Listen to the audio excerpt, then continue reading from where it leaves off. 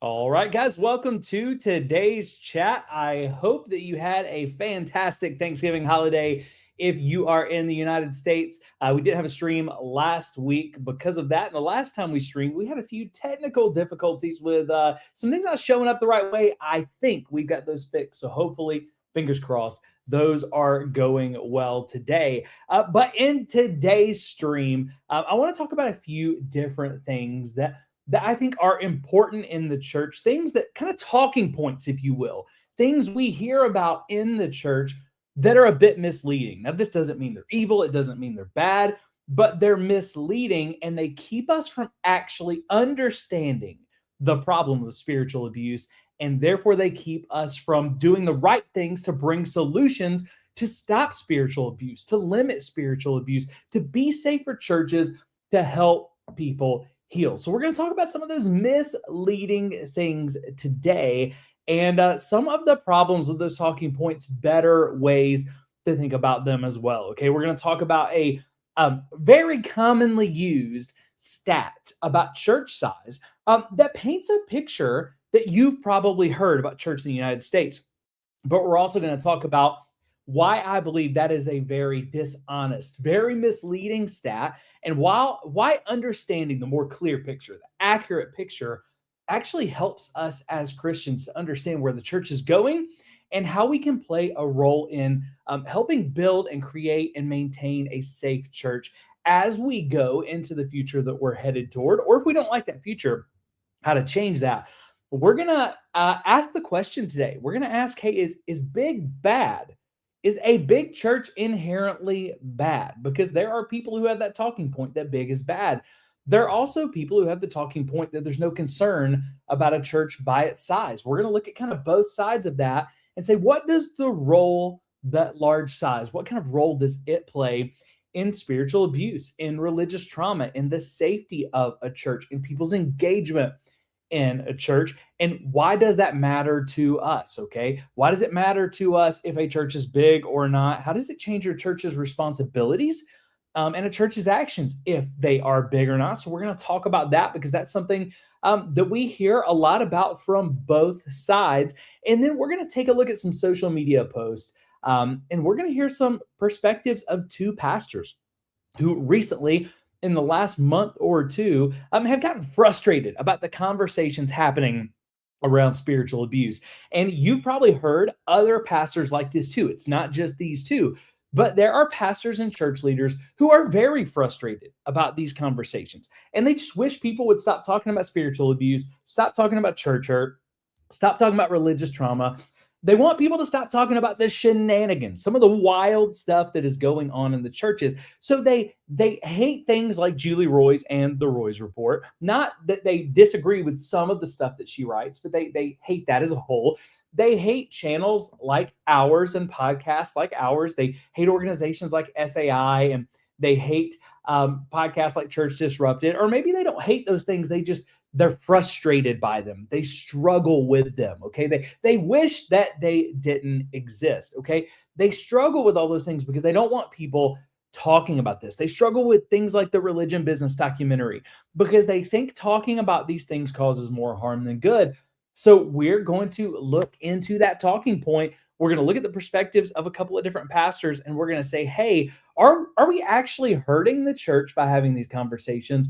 Or are we hurting the church more when we don't have these conversations?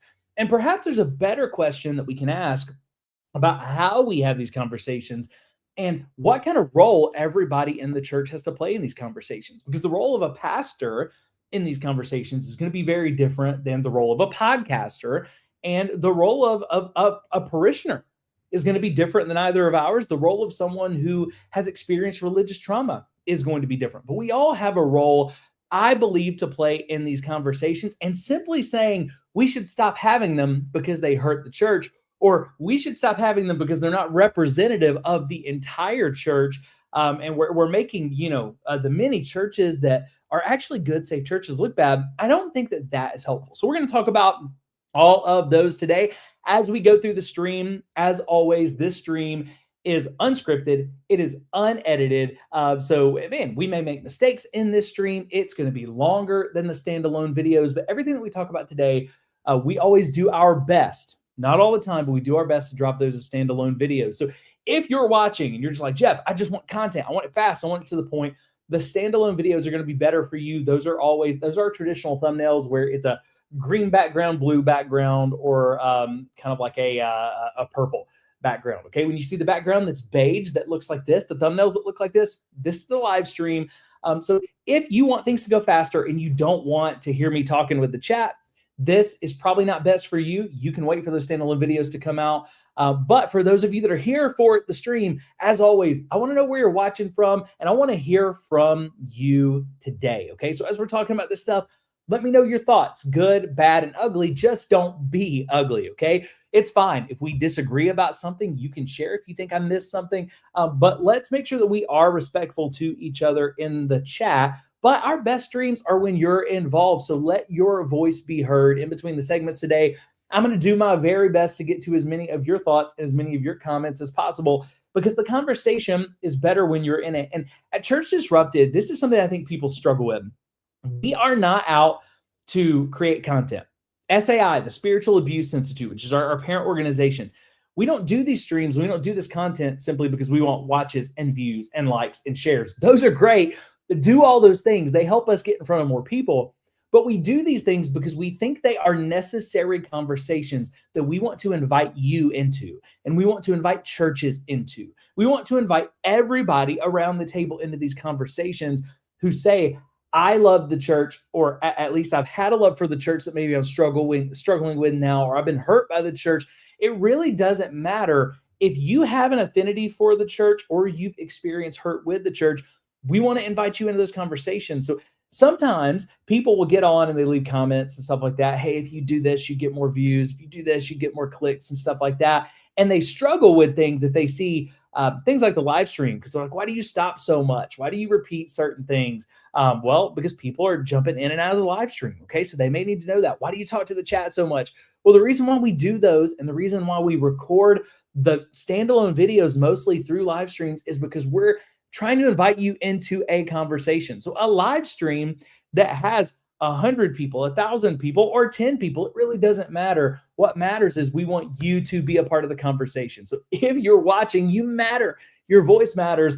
So go ahead and weigh in with your thoughts today. I can't promise I'll get to every comment, but I'm going to try to get to as many as possible. But with that being said, let's go ahead and let's jump into this first segment. And at some point, either in this first segment or after, to give you full disclaimer, okay, if you're watching live, at some point in this or after, I am going to go ahead and do kind of an ad spot, an ad read for our Brighter Giving campaign in December, okay? And that's always a little bit weird when it's done live. I'm not always great at those, but we're going to go ahead and do that so that we have that recorded for other things as well. And if you haven't heard about what we're doing with the Brighter campaign and some of the things that we're looking to do in the next year with SAI, that'll be a good place for you to hear about that. But if that feels a little bit clunky on the live, that's kind of what's going on. But let's go ahead and let's jump into segment number one after we check the chat and just see who we have got watching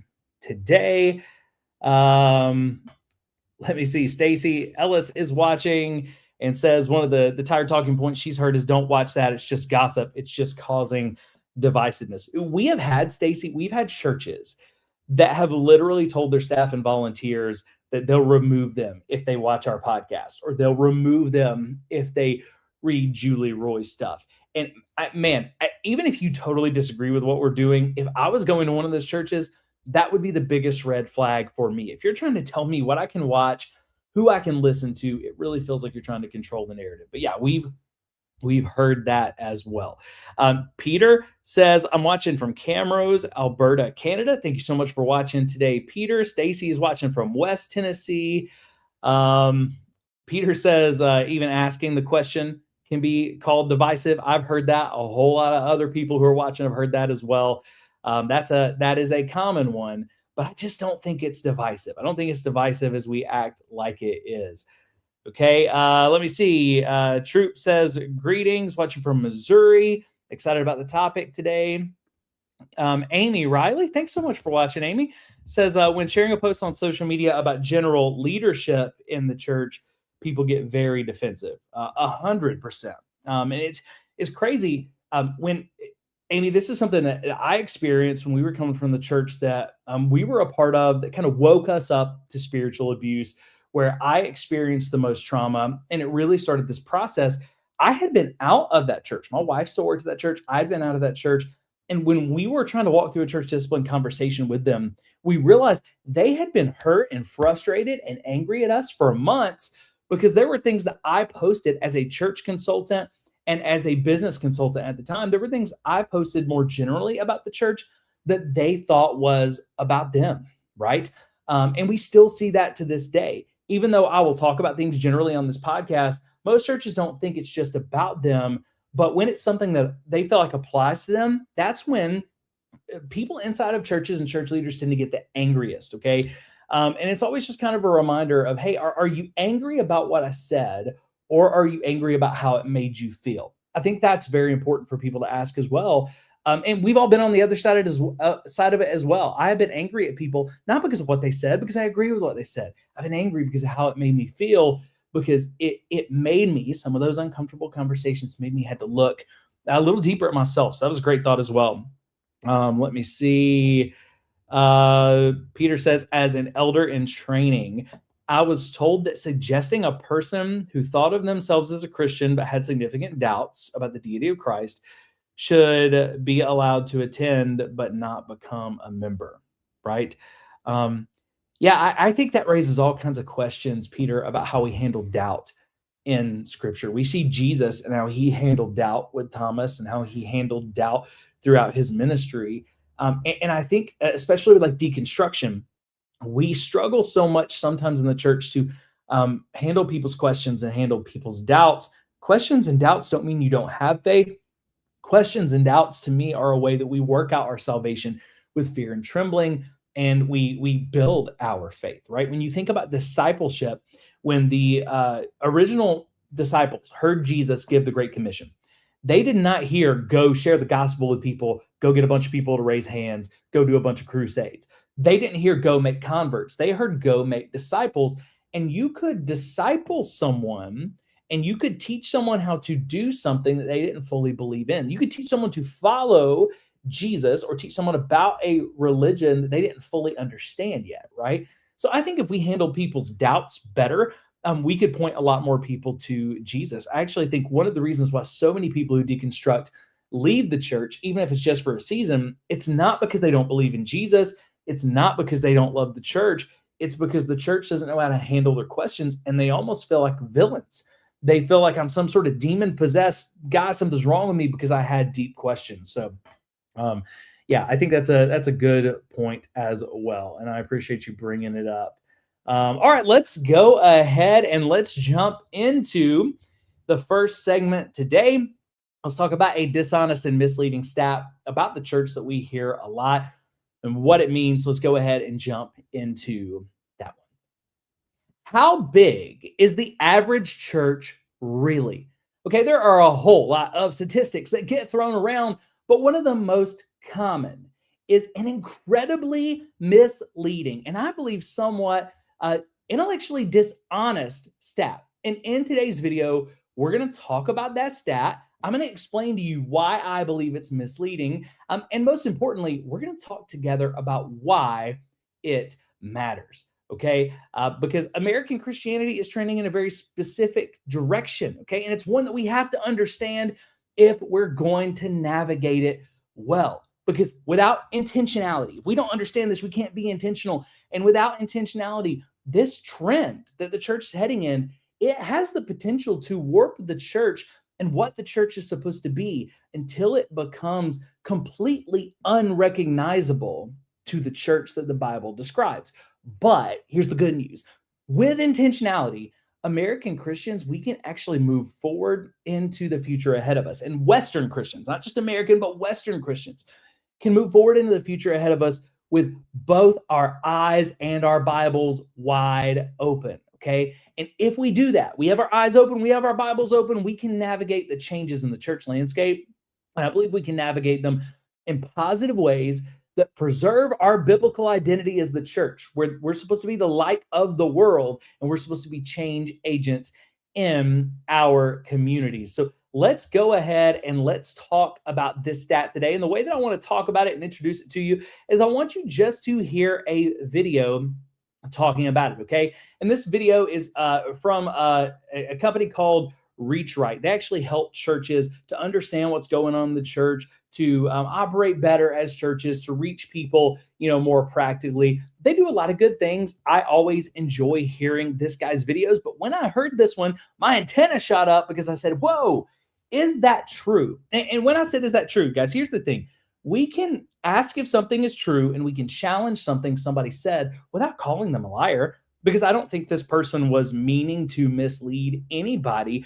This is just a common stat we hear all the time. And I just don't think there were enough questions asked about it, or if he understood it, maybe there wasn't enough clarity brought around it. Okay. But again, we're always, I think, in a better place when we realize that someone can say something we disagree with. Someone can say something that's not completely true or that is a little misleading. That doesn't mean they're doing it on purpose. We can give the person the benefit of the doubt while challenging what was said, asking good questions. We can sharpen one another. Even when there are sparks, it doesn't have to become personal. But let's listen into this video together and then talk about maybe what he got right, what he got wrong, and what it means for us as the church. Average size church in the US is actually probably smaller than you think. 65. That's the average number of people that attend a typical church in the United States. All right, now let's just stop. Have you heard that before? Oh, the average church, people talk about all these big churches and they talk about the bad things that are going on in all these big churches. That's not what the normal church is. We need to stop talking about that stuff, because the reality is the normal church is a small church. It's 65 or less people, right? Have you heard that? Because I have heard that for years. I've heard that for almost a decade. Now, sometimes it's changed. It's went down a little bit. I think it was 75, 10 years ago. But when you hear that idea that the average church is only 65 people, it does make you think differently about these conversations, because the conversations that we have focuses a lot on not only mega churches and giga churches, but churches at 250 and above range, because they're, even when they're smaller, a lot of times running the same church growth systems as these bigger churches. Okay. So if the average church really is 65, that should change the way that we think about the church. Have you heard that stat before? Have you looked into it? But even more importantly, I want you to ask this question. If the average church is 65 people, how many churches have you been to of that size? Okay. Because many of us, we've spent a good portion of our life, if not our whole lives, who are listening in the church. And we hear this stat all the time, yet very few of us have actually ever attended a church for very long that was that size. I've been a part of smaller churches, but even the smaller churches I've been a part of were all over 100 people. I don't think I've ever in my life been a part of a church that was under 65 people until maybe the church that I'm a part of now, because it was a church plant and it's no longer 65 people. So when we hear stats like this, sometimes we just have to ask, okay, if this is not what I've experienced, why is my experience so much different than what this statistic would suggest? Well, let's go ahead and hear the rest of it. It's not 500, it's not 200, it's 65 people. And to me, I think that that's beautiful. This is what... Now, I love that he said, I think that that is beautiful, because the reality is, guys, we need churches of a variety of sizes, okay? There's good that churches can do at 200 and 250. There's good that churches can do at 500. There's good that mega churches can do that is very hard for a small church to do. There's good that a church of 65 can do. That is beautiful. There's also good that a house church of 20 or less can do. And we see a bunch of different expressions of the church throughout church history. Now, we see in the Bible, gatherings tended to be smaller. They would get very large in a city, but they would gather as smaller units, okay? But that doesn't mean that only small churches are good, okay? But I appreciate that he said this is beautiful, because for so long, what have we kind of heard? We've kind of assumed, and we've heard, this is another thing that I've heard so often. You tell me if you've heard this one before. I heard this as a pastor all the time. Jeff, healthy things grow. So if a church is healthy, it's going to grow. And if a church is not growing, it's not healthy. And if they're not growing, they must not care about reaching people for Jesus. And when I was a part of the biggest churches, because I heard that at churches of all sizes, because all churches wanted to grow. But when I was at a church of a bigger size, the focus became healthy things grow. And the most important thing is bringing people to Jesus. So therefore, We're willing to not necessarily disciple people well. We're willing for people to leave and get disconnected and get disenfranchised as long as people are coming to Jesus. Now, how do we know they're coming to Jesus? Because they're raising their hands, they're filling out a card, and they're being baptized. Although a lot of them that are raising hands and filling out cards are not being baptized, okay? So I appreciate that, unlike a lot of what I have heard as a church staff member over the years, where nobody said that small churches were bad, but the idea was healthy things grow. And if healthy things are growing, then I've got to assume that a small church is unhealthy because it's not growing, okay? The other thing that I heard a lot, and tell me if you've heard this one in the chat before, but I heard a lot about life-giving churches. And you hear this from networks, church planting networks like ARC, but you hear it all over. You hear churches that are going multi-site. One of the reasons we're going multi-site, it used to be because we're out of room, we can't build a bigger building. Now you hear a lot of, we want to put a life-giving church in every city. We want to put a life-giving church in every neighborhood. We want to have a life-giving church on every corner. And when they say that, it's similar to healthy things grow. It's this idea implied in it that there's a certain type of church like us that is growing, that is bigger than the average, whether that's 250, 400, 500, 5,000, 10,000, 50,000, okay, that we believe that our kind of church is the best and life-giving, so therefore other churches aren't life-giving. Now, what I've experienced is the opposite.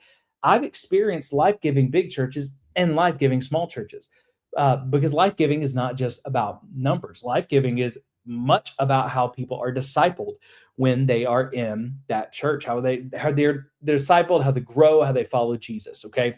But also to me, especially as I started looking at this with business, all churches generally want to grow and reach more people. All businesses want to grow and make more money generally. But the reality is healthy things don't always grow, right? And just because something grows doesn't mean that it's healthy. We talked about this before, but I'll just give you this example. Cancer grows faster and probably better, just as far as growth, than any other thing on the planet. Yet when you have cancer, that growth is not healthy.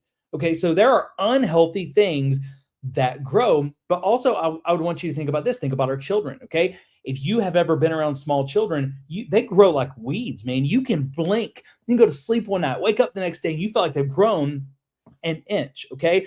My kids are older now.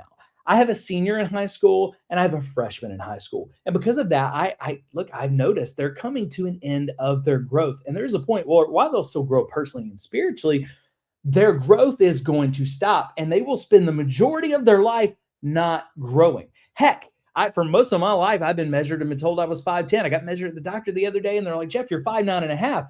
So some of us, it's not just that we stop growing. Some of us are shrinking, guys.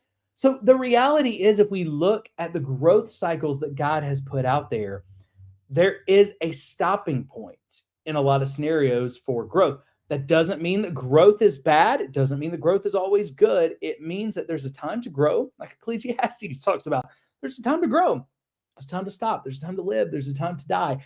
And I believe that churches, just like people, have life cycles, okay? So I appreciate that he is talking about how healthy this is. But let's hear him unpack more about these stats, and then we're going to look at some other stats together to kind of see if this holds water. Most churches actually look like. It's real people who know each other's names and do life together and actually are involved in each other's lives. Major research firms like Faith Communities Today and the National Congregation Study confirm this, and it's the same.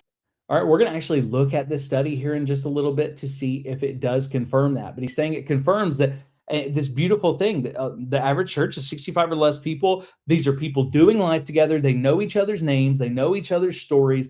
They do know each other. They are sharpening one another. And he's describing something very similar to what the New Testament describes, with everybody not only knew each other, but was coming together and playing a role. Now, if you have ever been a part of a small church, the smaller a church is, especially if a church is like under 50 people, the smaller a church is, the more everybody has to play a role to make it work. Everybody has to volunteer. Everybody has to give, or the church simply doesn't work. Versus when you're a part of a big church, you may be able to sit on the sidelines and hide. You may not volunteer, you may not give, and people may not even notice that to a degree. So just very different experiences. Year after year, 65 people is the average size of a church in the U.S. But here's what's so crazy. If you're pastoring a church of 70 or 80 or even 90 people, you may feel like you're a smaller church and that you're falling behind, but in reality, you're actually in the top half. All right. So he says the average church is 65, and you may feel like your church is small, especially if you're a pastor, because that's his audience. You may feel like you're falling behind or you're too small or you're not doing something right. Again, I appreciate that he's bucking against that healthy things grow concept that we hear all of the time. But he says the reality is you may be 65 people and feeling like you're falling behind, under 100 people, feel like your church is not doing well enough, but really you're in the top half of churches. Again, let's ask, are those things true? That's the first question. So we're going to look at the statistics and we're going to actually see, we're going to look at the research that he pulled from and that people keep pulling this from to see, is that true? Is the average church 65 people? And if you're, if you're close to 100 people, is it the reality that you're in the top half of churches? Okay. But we're not just going to look at, is it true? Okay. I want to look deeper and I want to say, if that's true, why is that probably not the experience that most of us have had? Okay. What is the disconnect between the truth of that data, if it is true, and what we've all actually experienced? Because again, my guess, without getting into the chat in real time right now, my guess is that most of us have probably not been a part of a lot of small churches. The majority of the churches we went to have all been over 100 people. We would even consider 100 people small, which would mean, okay, well, if the average church is 65, why have I not experienced it? So let's go ahead and let's look at this together. I'm going to go ahead and share my screen, and I want us to look at the Hartford Institute for Religion Research. They have great research on this. And we're going to look at their Fast Facts on American Religion page. Let me go ahead and zoom in just a little bit so you can see it a little bit better. And one of the questions that it asks, and it pulls from a lot of different data points, but one of the major data points that the Hartford Institute for Religious Studies pulls from is this Faith Communities Today study that the gentleman in the video referenced. Okay. And they have this question under Fast Facts about churches: how big are U.S. churches? Let's see what they say about the data. And does it match what this gentleman said in his video? According to a 2023 Faith Communities Today national survey, this is the same survey they're talking about that the video was talking about. The average church in the United States has a median of 60 regular worship participants. Okay, so far, it sounds like the data would say this is true. So Jeff, why are you pushing back on it? Okay, well, let's just keep reading, because again, I'm not saying it's untrue. I'm saying it's misleading. I'm saying it's dishonest, and it gives us the wrong picture of the church. Median church size means the midpoint at which half the churches are smaller and half the churches are larger. Okay, when we normally think about average, we think of mean.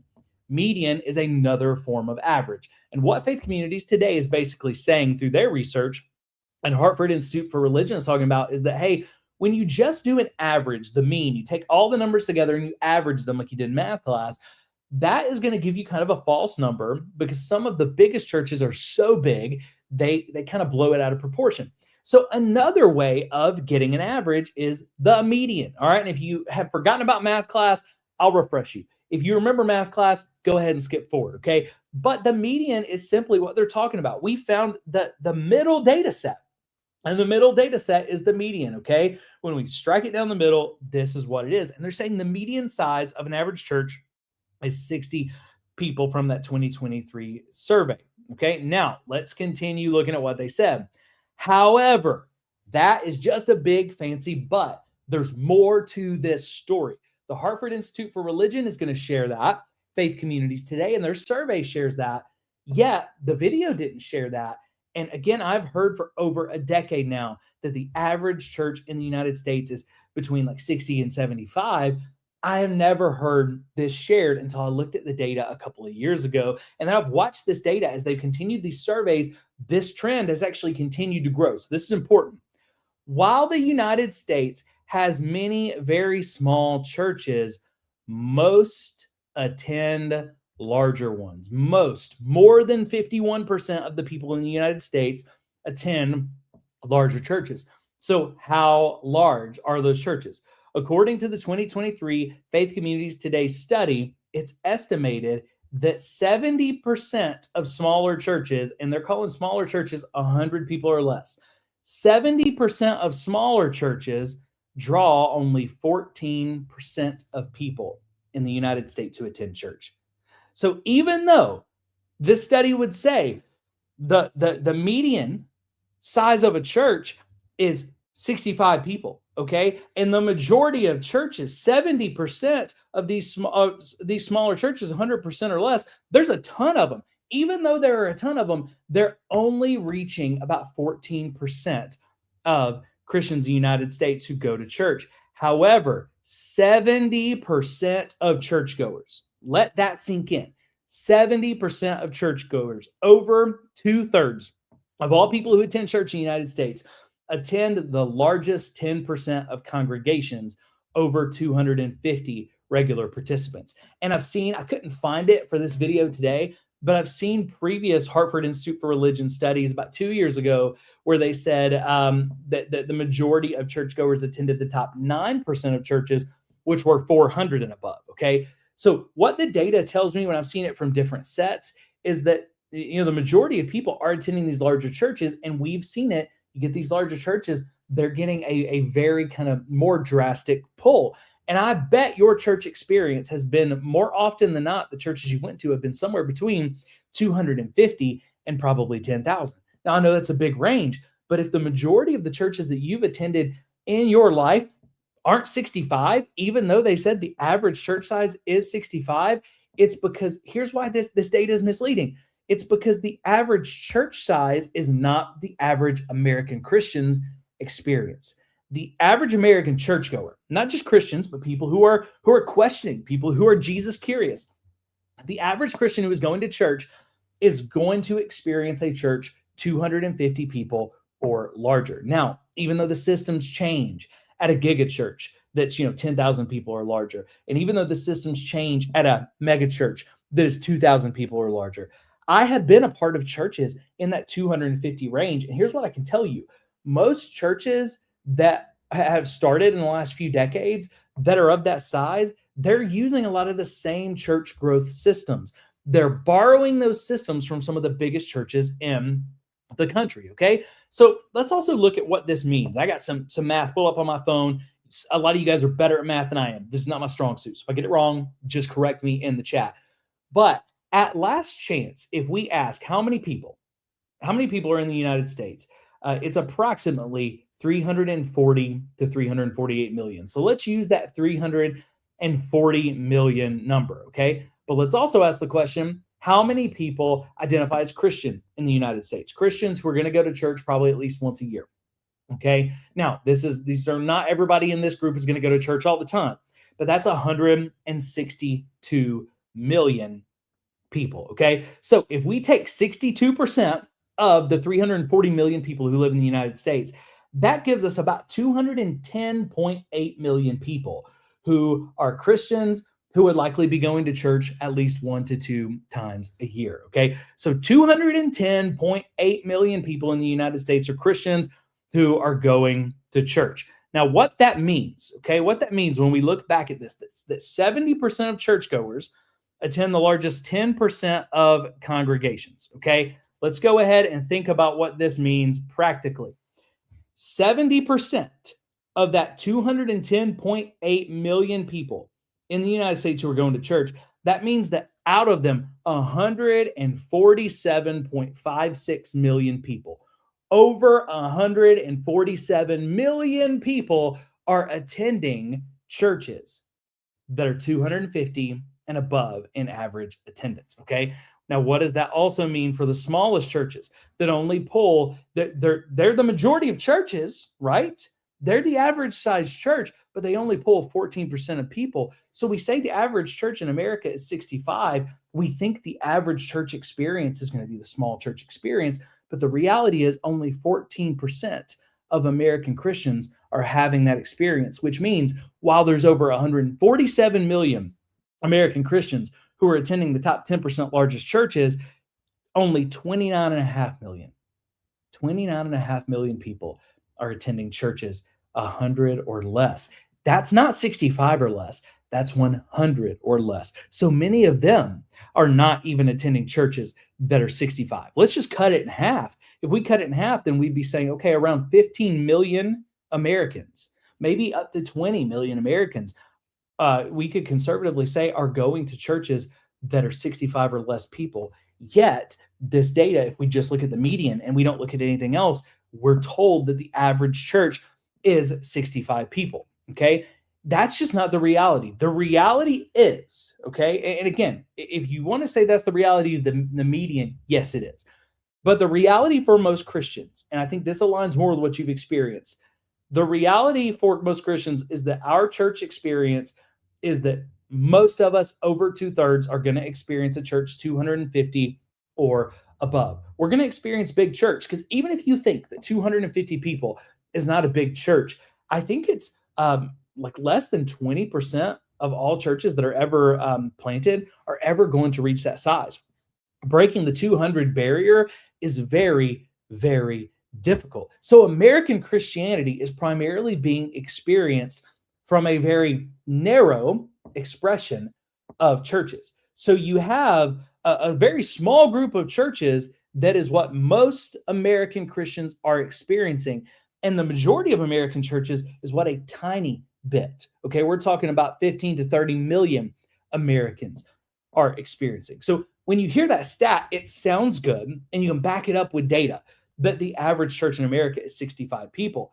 But it's important that we also understand the average Christian's experience in the United States is going to be a church that's 250 or above.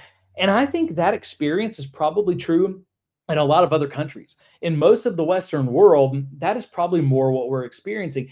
Even in places where churches are significantly smaller, like Europe, I don't know that overall across Western Christianity that the average Christian's experience is going to be at a church that's 65 or less, especially even looking at places like Canada and places like Australia, where things aren't, churches aren't as big as they are in the United States. We still find a whole lot of big churches, and that's pulling the majority of Americans. So what does it mean for us? Okay, let's look a little deeper. Okay, these size dynamics and distribution of attendees are identical when combining the congregations of all Christians and other faiths. In many ways, this is very important. This is what our country looks like faith-wise. This is the trend.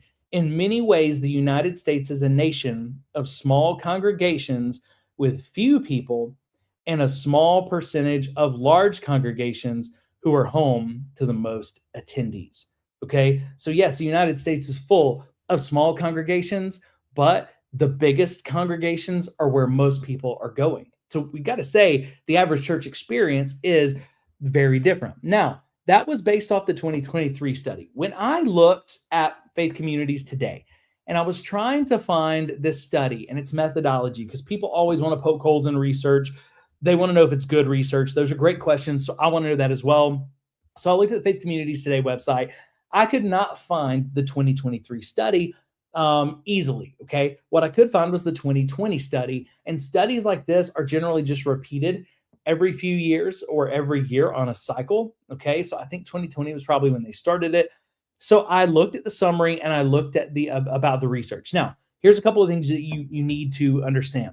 First of all, this is pretty good research from everything that I can tell. They did over 180 questions. They did this through over 21 denominations. They had a lot of different ways that they got this data and people involved to make sure that the data was good on the ground, that this was a representative sample. Okay. And then they even split the research by regions, but they worked hard to make sure that this was a representative sample of Christianity in the United States. Okay. But if we look at that 2020 report, because again, I couldn't find the 2023 report directly, but if we look at the 2020 report, we're going to find some similar things.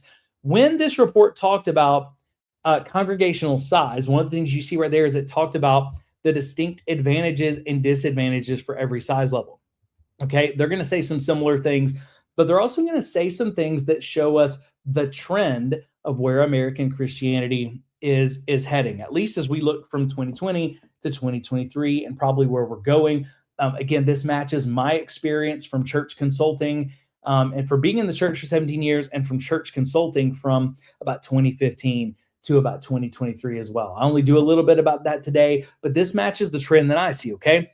The smallest 70% of congregations, Those with worship of 100 or less were characterized as having a high level of member commitment. Okay, again, remember, the smaller it is, you're not going to sit on the sidelines. You got to be involved. So the churches with the highest level of member commitments, they were volunteering, they were giving, they played an active role in the church. They didn't go to the church just to hear a sermon. They weren't passive, they were active. The most active members were in those smaller churches.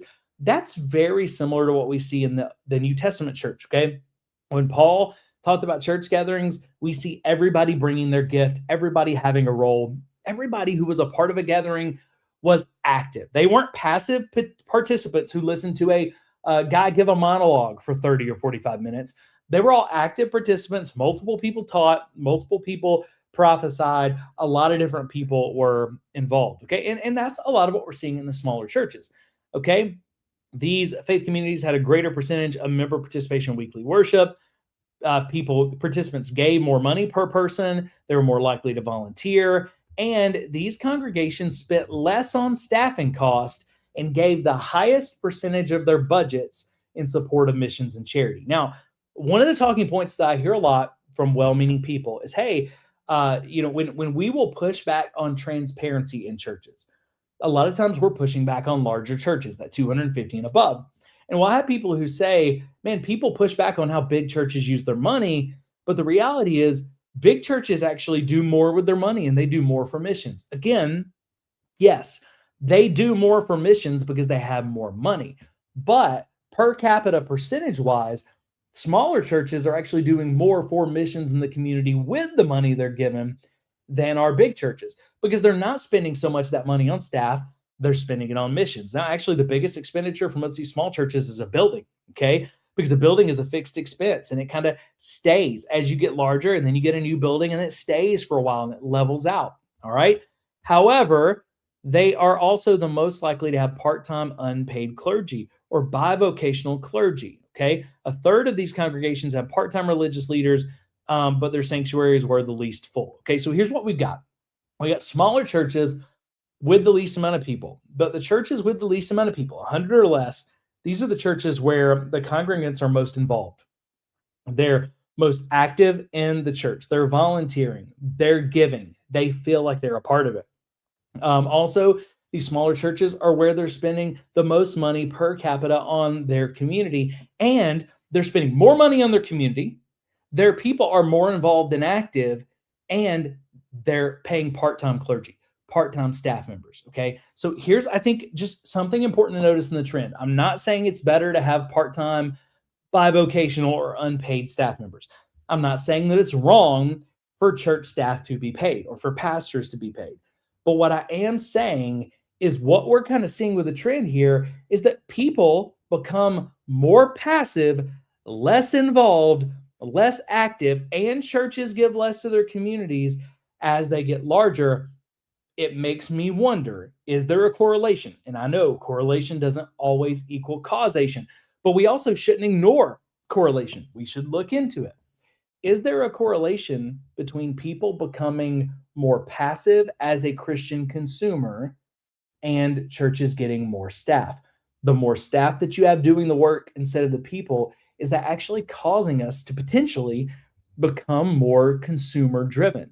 Is that what is causing the church to become a lot more monologic, one person kind of speaking and doing all the stuff, rather than dialogic, where everybody is kind of bringing in and playing the roles? Now, it also talks about middle-sized churches. You can look at that report. But then it talks about larger congregations down at the bottom, and I want to read a couple of things here. None of these characteristics talks about different things that large churches do well. Should be surprising given their larger staffs, increased resources, and greater number of participants. And we know that a church with 10,000 people is going to have a whole lot more staff, resources, and money than a church of 100 people, okay? But it does create a formidable challenge for smaller, less resource-rich congregations in the religious marketplace. And this is something that we talked about on the podcast almost 2 years ago now, okay? About a year and a half ago. It was pretty early when we started. We asked the question, what is the impact that the megachurch is having?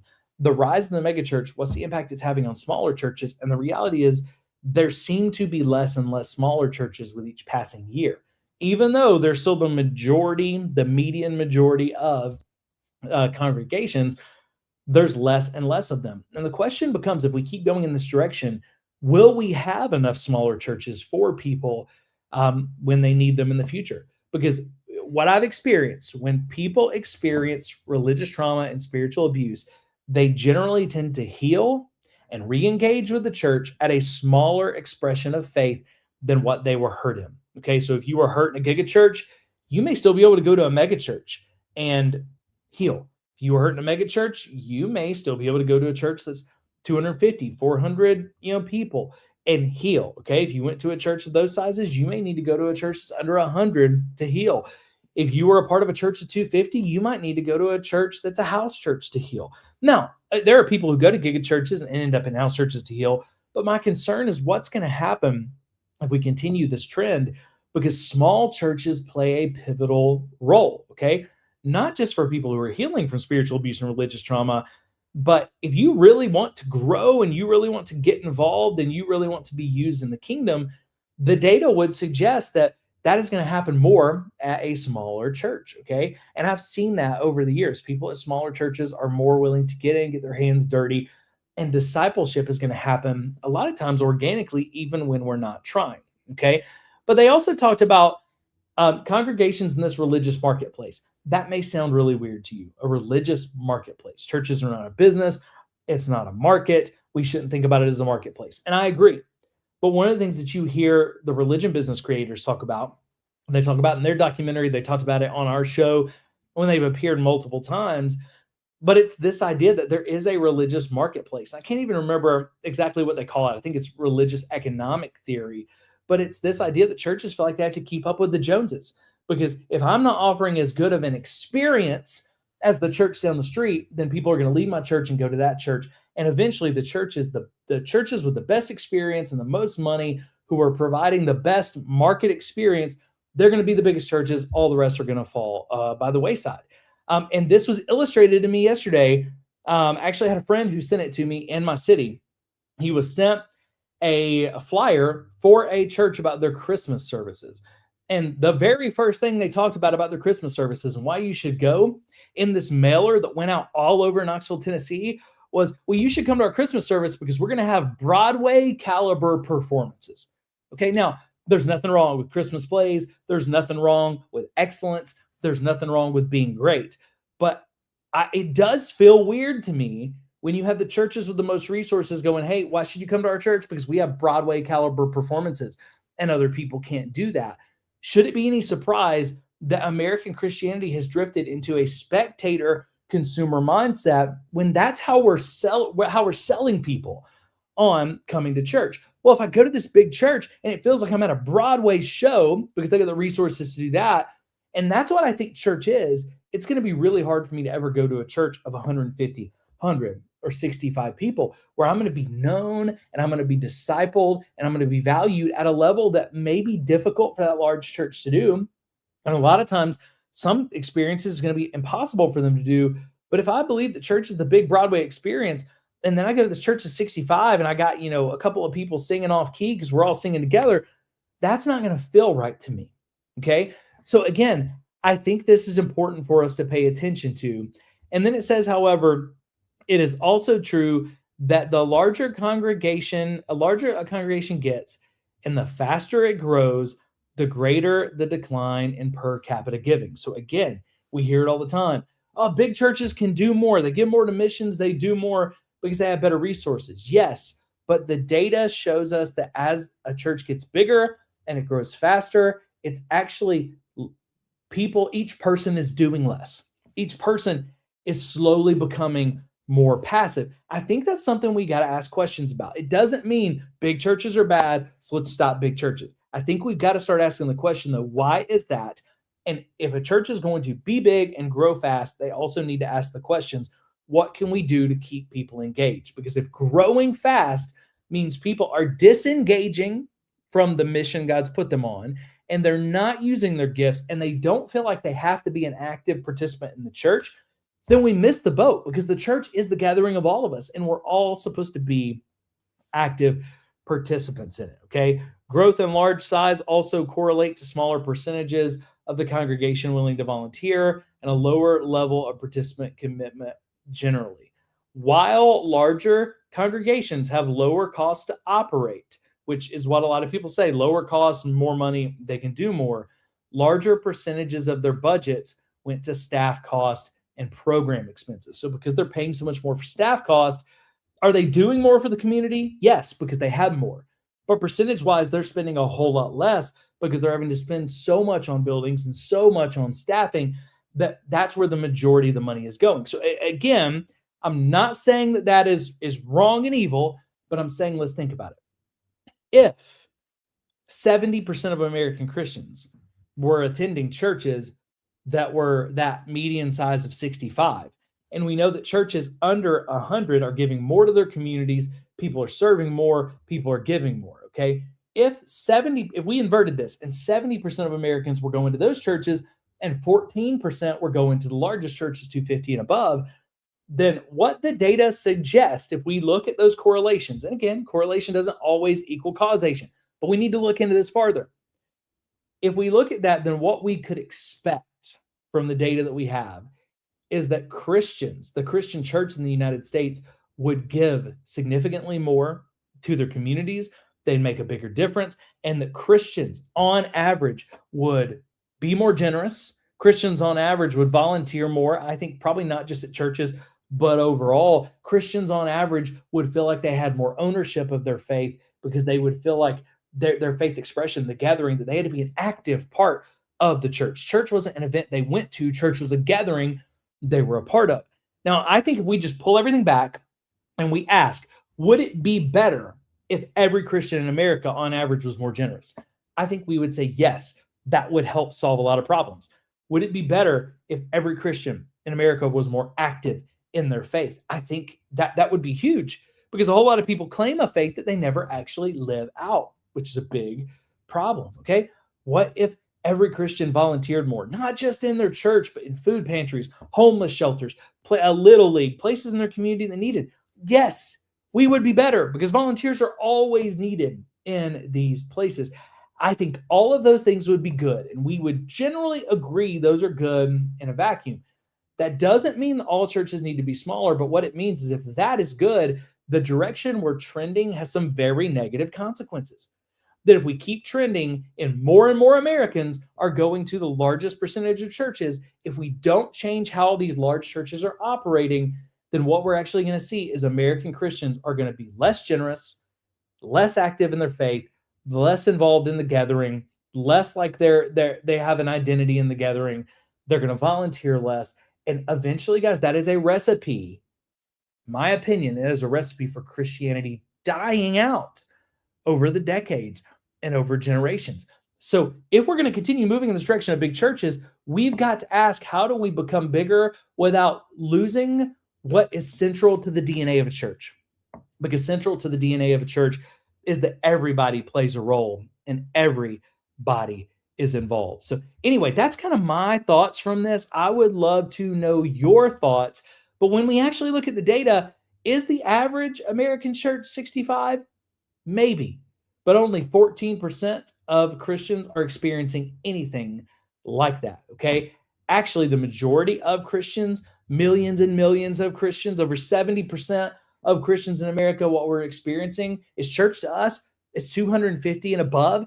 It's the same church growth systems that we're seeing from one church to another, and people are becoming almost cogs in a machine. We're becoming consumers who are expendable as long as more consumers are coming, okay? And again, I'm not trying to be mean, but if we're thinking about this business, like a business is fine with churn. We're going to have churn.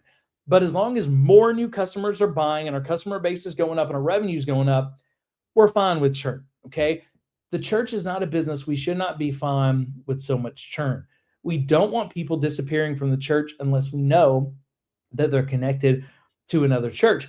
But again, and I've talked about this in previous videos, there is good data out there from my experiences with some of the largest churches I've been a part of, where the bigger they got, the more first-time guests they had a year. The last church that I worked at, they averaged for multiple years over 10,000 first-time guests a year, yet they were declining in attendance. Okay. And before they started declining in attendance, they were averaging a huge number of guests, yet it was small growth. So the bigger you get, as long as you're growing in a lot of these churches, the more expendable people can become, which is a problem as well. So if we're going to create safe churches, I think we've got to take a look at how can we make sure that people are experiencing everything that a biblical church is supposed to be, even as it grows larger. And I think we got to look and say, we've had some good ideas over the years, but a lot of the ideas that we've been using and we've been told, like small groups will handle that. Obviously, the way that we're doing that is not working. So we got to go back to the drawing board. We got to try other things. We got to keep a look on this data. And I think especially with new Christians, it may be that even if you get saved in a larger church, for new Christians, is it a better place to potentially go to a smaller church where you're active and you're going to have older people discipling you? I think those are questions that we have to ask. So are big churches bad? No. Are small churches where everybody should go? No. But the trends are moving in a direction of a bigger church where less people are engaged. And is that a problem? I think that's a big, big problem. So when we look at the average church in America, how has this changed the way that you view the church experience? And the next time that you hear someone say something like, hey, why do you always talk about all these big churches? That's not what most churches are. Most churches are 65. How does this change the way that you react to that question? Because I hear it all the time and I have to react all the time. Yes, that's true. But the majority of people's experiences are these big churches. So if we want to protect the most people and we want to see the most people follow Jesus closely, we got to talk about what's going on in these bigger churches. But I would love to hear from you. What surprised you about this? What did you learn that was new? How does this change the way that you have those conversations? But that's it for this video. We'll be back with another one soon. But until then, grace and peace. Thanks so much for watching. All right, guys. We got a drink of water. I'm going to go ahead and run this ad read, if that is okay, for the Brighter campaign. So if you're not familiar with that, you'll know what's going on. And then I'll jump into the chat for a few minutes before we get into the next video. And I think these next two segments will probably be the shorter of the three. That one was heavier just because of looking at the data and whatnot. And if you had to miss part of it, remember you can rewatch the live, but also we will be putting that out as a standalone video soon. But if y'all bear with me, give me just a second. I'm going to read the ad campaign, and then I will jump into the chat, and we'll just talk about what you guys are seeing, what you guys are thinking, get to as many of the comments as possible. 2025 was big for SAI, and we took some huge swings towards stopping spiritual abuse. But in 2026, we're taking things to another level, and we're going to shine the light brighter than ever before to uncover and prevent spiritual abuse across the globe. This year, we launched the NDA database, but next year, we're going to start filling it up and bringing transparency to this practice to the public all the way around the world. We're going to continue gathering data about the NDAs that we see, and we're going to take what we learn and we're going to share those insights about church NDAs with you. This year, we published the Safe Church Pledge, but next year in 2026, we're going to be adding another tier, and that tier to the Safe Church Pledge is going to remove the most common excuses that we've heard from churches about why they don't want to join.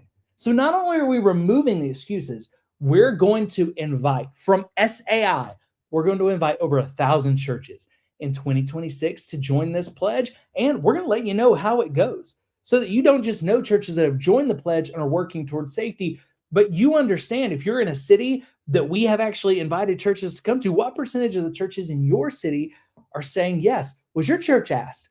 Did they say yes? And if not, why not? This year, we took 45 people through table groups and took them on the journey toward healing from religious trauma.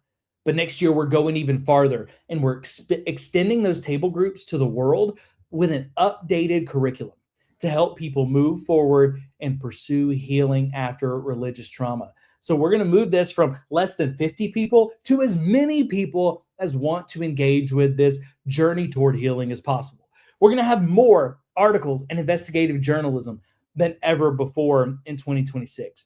We're going to have new research that we're going to conduct to highlight elements that often lead to spiritual abuse and cover-ups so that they can provide better awareness to Christians seeking safe church environments. And we're going to have more content to educate people and bring awareness about preventing spiritual abuse. But if I can be honest, we need your help.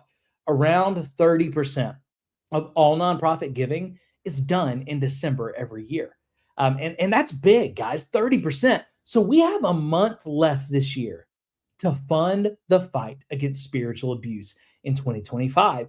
And funding that is going to help us to start strong in 2026 so that we can hit the ground running for Spiritual Abuse Awareness Month instead of wondering what we can do and wondering what we have the money for.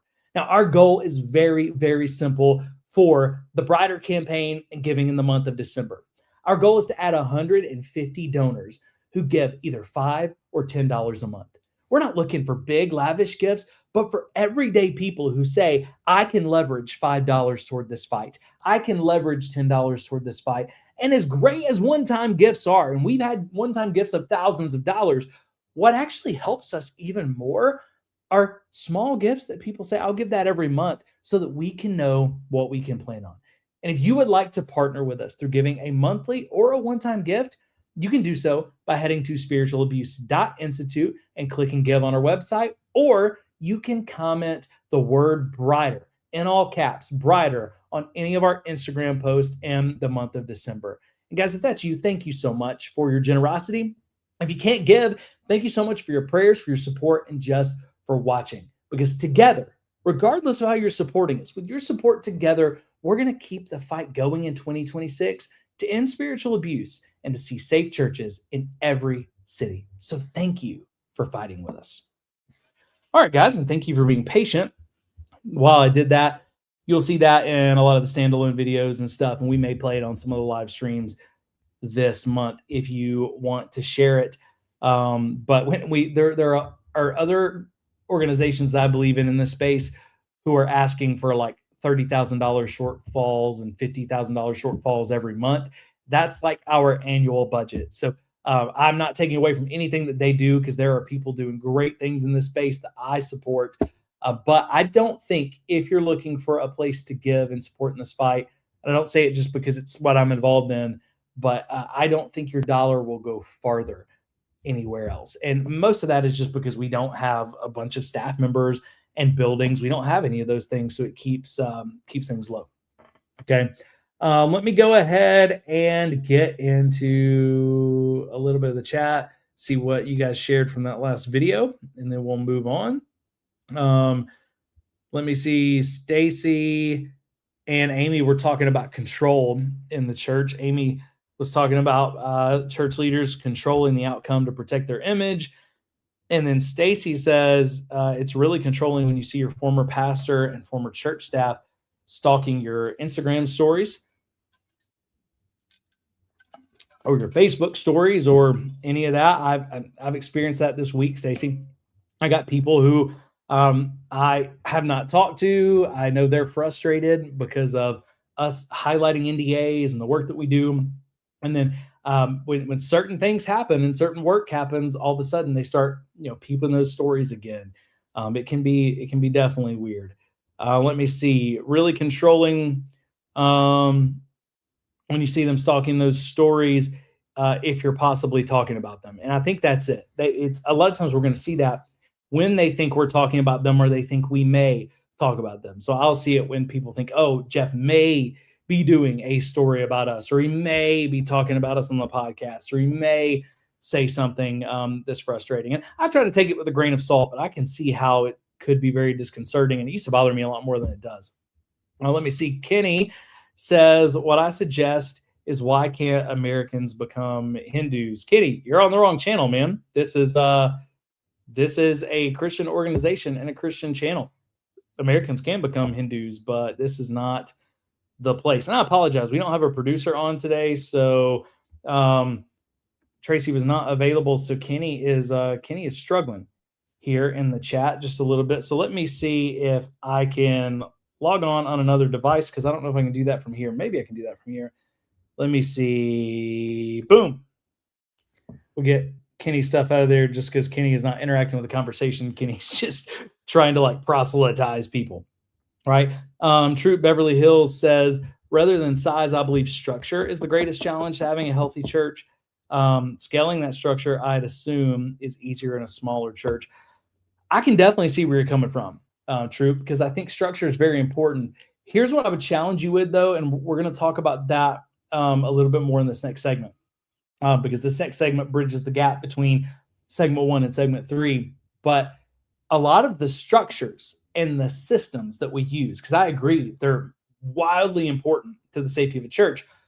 A lot of the structures and systems we use are coming from the same like 4 or 5 groups of churches, types of churches, the same small groups of leaders.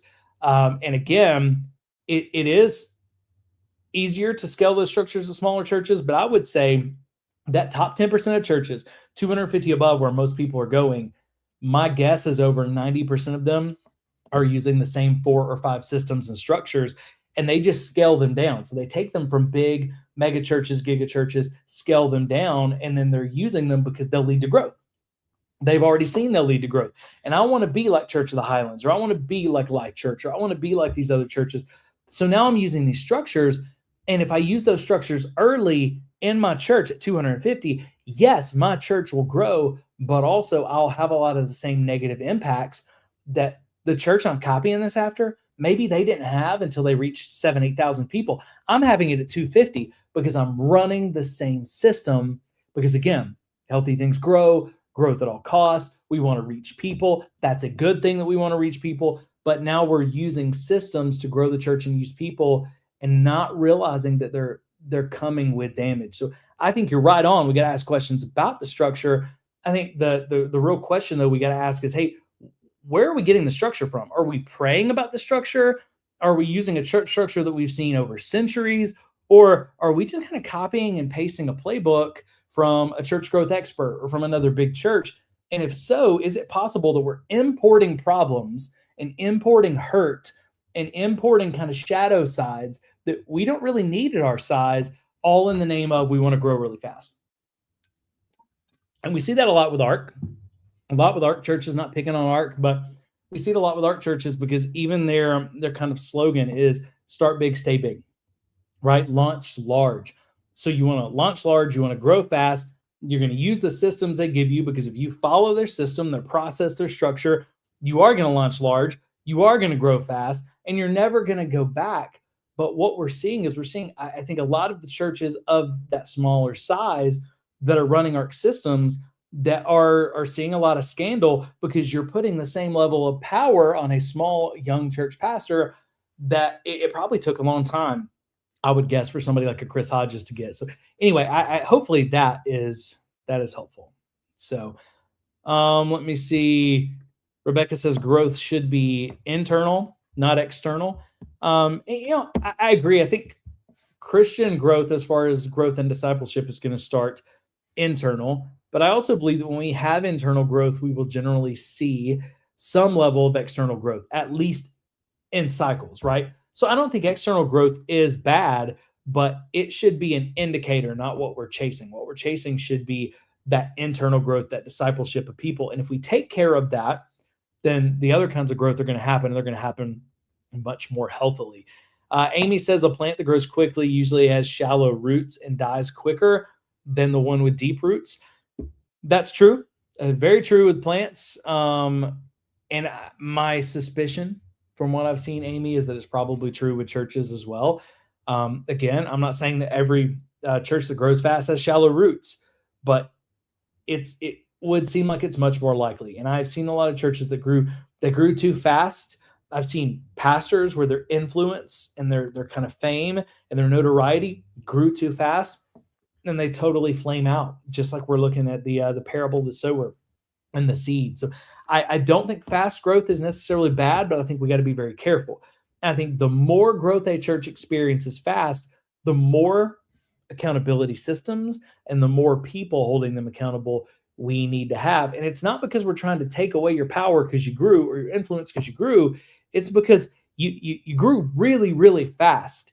And there's a greater chance that you're really not going to know how to walk out at this new size. So let's put people and systems around you to help protect you, because we hear that so often that, man, they just, and we hear it. If you haven't listened to the multi-part ARC investigation that I did earlier in the year, I think I did it, earlier in the fall, late summer. But we talk about that. We hear from a kind of regional coordinator of ARC talking about a church planter who had a massive moral failure and had to be removed. And he says, hey, I got him into this. I'm helping a lot of ARC churches plant, but here's the problem. ARC does a lot of good things, but he says, and I'm paraphrasing here, go back and check the quote, but he says something along the lines of, we see this a lot in ARC because ARC just, man, it's going to grow, it's going to be successful, but it grows too fast and it grows too big and people can't handle it. And that's why these guys are failing. So I think you're right on there. Life on Hoth says, everyone has a personal cycle. Even in a very small church, one can't have an equally close relationship with everyone. Goes for life in general. 100%. Exactly. But I would also say, Life on Hoth, in the Christian church, if we go back to just the New Testament and we look at the most basic blueprint of what the church is supposed to be, when we look at that, what we see is that part of that DNA of the church is that everyone is known and everyone plays a role. So I may not be known equally by everyone, but am I known? Do I play a role? And unfortunately, in a lot of our bigger church systems today, it's possible. Again, person has to make that choice, but it's possible for me to be a part of a church and not be known and not play a role.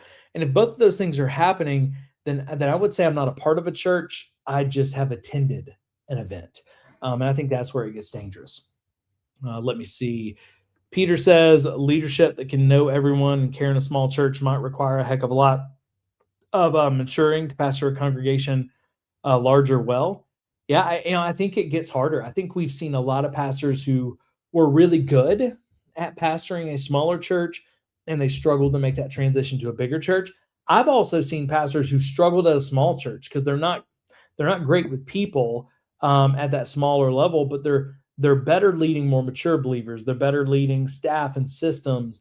And so they're better when it becomes a larger church. And the reality is they're probably less of a pastor and more of a leader. They're more of a nonprofit CEO than a pastor. And when I look, and I don't say that bad, but when I look at megachurch and gigachurch pastors, what I see is I say, hey, honestly, when you look at the job description and what they do, that is much more. If we just call a spade, that's a CEO role and a speaking role. And it needs someone with more of a CEO leadership gifting and an ability to speak. And if we would call that what it is, then I think we would realize, okay, well, now there's a pastoral hole because we got to make sure that people are pastored. Well, what does pastoring mean? Well, pastoring is not about leadership just by itself. That's part of it. Pastoring is going to require us to actually care for people, right? But unfortunately, we change what we think of when we think of pastor, and often we think about that CEO. We think about that charismatic public speaker, and that's really not what a pastor is biblically, right? Life on Hoss says there's a gap between being close enough to know each other reasonably well and being invisible, like it is in some bigger churches. 100%, right? Let me see. Amy says, all I can say is yes, yes, yes. Glad that was resonating with you, Amy. She says, this is exactly what God is opening my eyes to. Yeah, and I'm so glad that it was helpful. Again, though, I think we got to be careful not to throw out the baby with the bathwater. It's easy to look at this information and then go, okay, well, that means all big churches are bad. I don't think that's helpful either. What we got to do is we just got to define reality. What is going on? What's good and what is bad? And there's really good from big churches and there's really good from small churches. There's struggles with both. But I think the number one thing we got to look for is, hey, how do we keep the blueprint of the church, the basic DNA of the church that Jesus established? And how do we keep people safe? Because again, we don't like to talk about this. We'll say, well, man, pastors, they're responsible for sermons and teaching and discipleship and all of that. Okay. And I'm not saying they're not. But the number one responsibility of a shepherd was to keep the sheep safe and alive. Okay. To feed them and keep them safe. And too often we are neglecting that aspect of shepherding. We're not keeping people safe in the church. And we got to be careful about that. Valerie says we left the church of 600 plus, and honestly, in hindsight, I've had about money being spent or how people are treated. I'm ashamed that I didn't see the red flags. Thank you for sharing that and for being honest, Valerie. I would also just encourage you to give yourself some grace. It is really hard to see it when you're in it, and it's not hard to see it when you're in it because you're stupid. It's not hard to see it when you're in it because you just tuned it out. A lot of times it's hard to see it because we are supposed to believe the best about our brothers and sisters. We're supposed to trust the people that we're being led by and we're doing life with. And that trust, a lot of times, is the reason why we don't see it. It is good things. It is love. It is trust. It is good things that God has put in us. So I would encourage you again, just give yourself grace. It's really hard to see these things in churches we're in. Oftentimes, other friends and family members will see it before we do. We got to be able to listen to them and not lash out when they see something like they just don't get it. But that's one of the hardest things about religious trauma and spiritual abuse is we experience it and we're hard on ourselves. And we think, what was wrong with me? Why didn't I see it sooner? When the reality is, there's actually good reasons why you didn't see it sooner. You don't want to lose those things about you. You want to be informed. You want to be able to see the red flags easier if it happens again. But you also don't want to lose the love and the trust and the hope, because again, those are good things. Those are, hope is a fruit of the Spirit. So again, it's just the idea we don't want to throw out the baby with the bathwater on these things.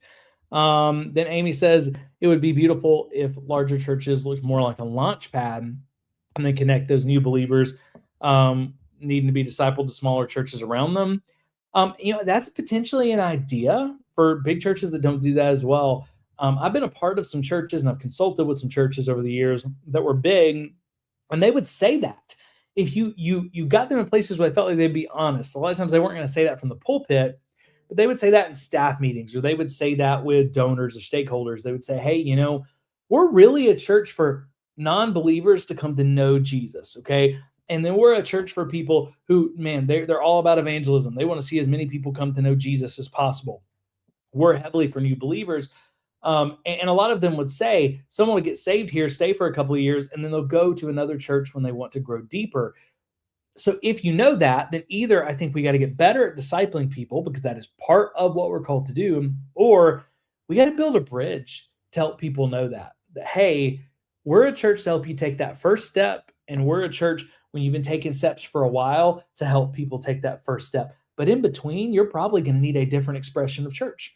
You're going to need people to come alongside of you. So here are churches we partner with in our community. And look, when you go in between from that church to this church, we're not competing, right? We're complementing one another. So I think there's some good ideas to that. It's just really hard if we're thinking about this as a religious marketplace. If we're thinking about trying to hold market share, then we don't want to do that, right? So let's go ahead. Thank you guys so much for all of the comments. Try to get to as many of them as possible. Let's go ahead, and I want to listen to a video by Mike Winger in this next segment. For those of you that aren't a big fan or that don't know about Mike Winger's work, I really appreciate him. This year, he leads the Bible Thinker YouTube channel. I don't always agree with every take he has theologically, but I think he shows his work well, and I think he's at least reasonable in how he gets to his takes. I do agree with a lot of the things he says. But in the past year, he's done a lot of exposure work as well. And that's caused a rift with some of his audience because they didn't like people like me or Julie Roy's. And now all of a sudden he's done this exposure work. So he had a video, I think back in October, that I just saw recently. And I wanted to talk about it because I think it connects with this trend we've just seen of larger churches. It connects with this idea of, are we hurting the church more by having tough conversations than not? So it connects segment 1 and segment 2 or segment 3. But not only just connecting those, I think it illustrates some very important things about how we navigate this trend well of the American church becoming more a church experience of larger churches. Okay, so let's go ahead and get into it. And in this one, I'm going to use this, even though I don't think this is what he meant right off the bat. I don't think when he did this video that he said, I'm doing a video about big churches and the problems, big ministries and the problems. But he uses the word big a lot, and I think it tells us some things, okay? So in this segment, we're going to look at that question, is big bad? And what are some things that we need to pay attention to as the American church grows larger and larger? So let's get into that together. Big isn't bad when it comes to church and ministry, but big can allow a different kind of bad in churches if we're not intentional about building systems of transparency, accountability, and protective measures inside of them to make sure that people are protected inside the church. Now, some people, they think that we do this work at SAI and Church Disrupted because we hate big churches. But in reality, we love the church, and we love the church in all of its shapes, sizes, and expressions. Okay, I've given my whole adult life to this point to the church. I deeply love the church. And we do this work to help the church become safe because no matter what the worship gathering looks like, we love the church, the people in it, and we want churches to be safe. We want them to be healthy. We want them to be the best expression of themselves and of the church, whether they're big or small. But in this video, I want us to look at that question, is big bad? What's unique about big ministries? And how do we need to navigate this? I want to listen to a video from Mike Winger. And this is recent in the last month or so. But I want to talk about what Mike is saying, why we do this work at SAI, as well as why other exposure type ministries are needed. Because there's going to be a whole lot of people that say this kind of exposure type work, that it is dangerous and it is divisive. I would say I think it's important and needed. And I think Mike Winger says the same thing, okay? So we're going to listen to this video from Mike, and we're going to talk about what the church can do to partner in this work instead of simply bemoaning it. Because a lot of people think I either need to partner with exposure work and things that Church Disrupted, SAI, and others are doing, or I need to bemoan it and villainize it and call it divisive and evil, when the reality is I think we all have a role to play in it, but we also have a role to play in accountability. Because look, this work can get off the rails if we don't have accountability. I had someone who brought reproach about something, concerns about something I said on a video recently. The board's looking at it right now, and I'm fully submitted. And I'll talk to you guys about that as soon as I know, to whatever the board asked me to do, because I know that I need accountability. So I think we all have a role from both sides to play in this. But let's go ahead and let's listen to this video from Mike, talk about it and what it means for us. Problem in many big ministries today. Unqualified men leading, and people are afraid to call them out, and they sign NDAs or they sign something else. And over this year, 2025, all right, so he says there's a problem with a lot of big ministries and big churches. Again, he uses that word big. Does that mean that there are only these problems in big ministries and big churches? I would say absolutely not.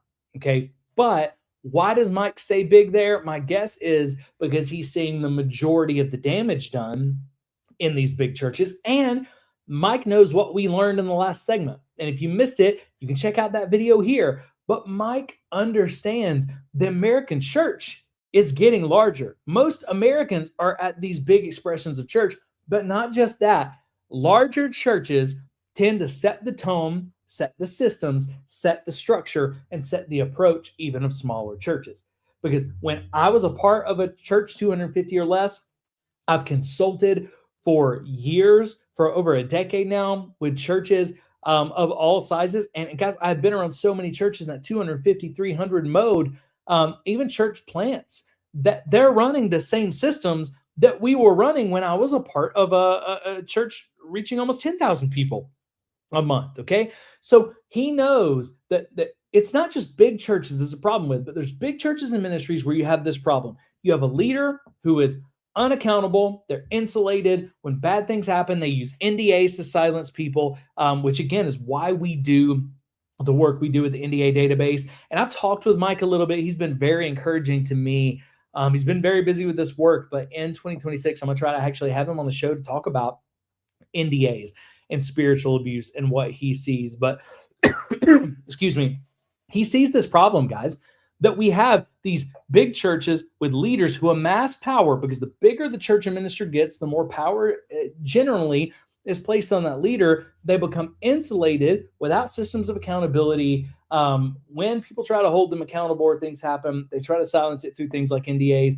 and that is causing a problem. So he's going to talk about what he's doing for that problem. But while people get upset about exposure ministry, one of the things I always ask them is, hey, I understand that you're upset. Do you see the need for this, though? You may disagree with how we're doing it.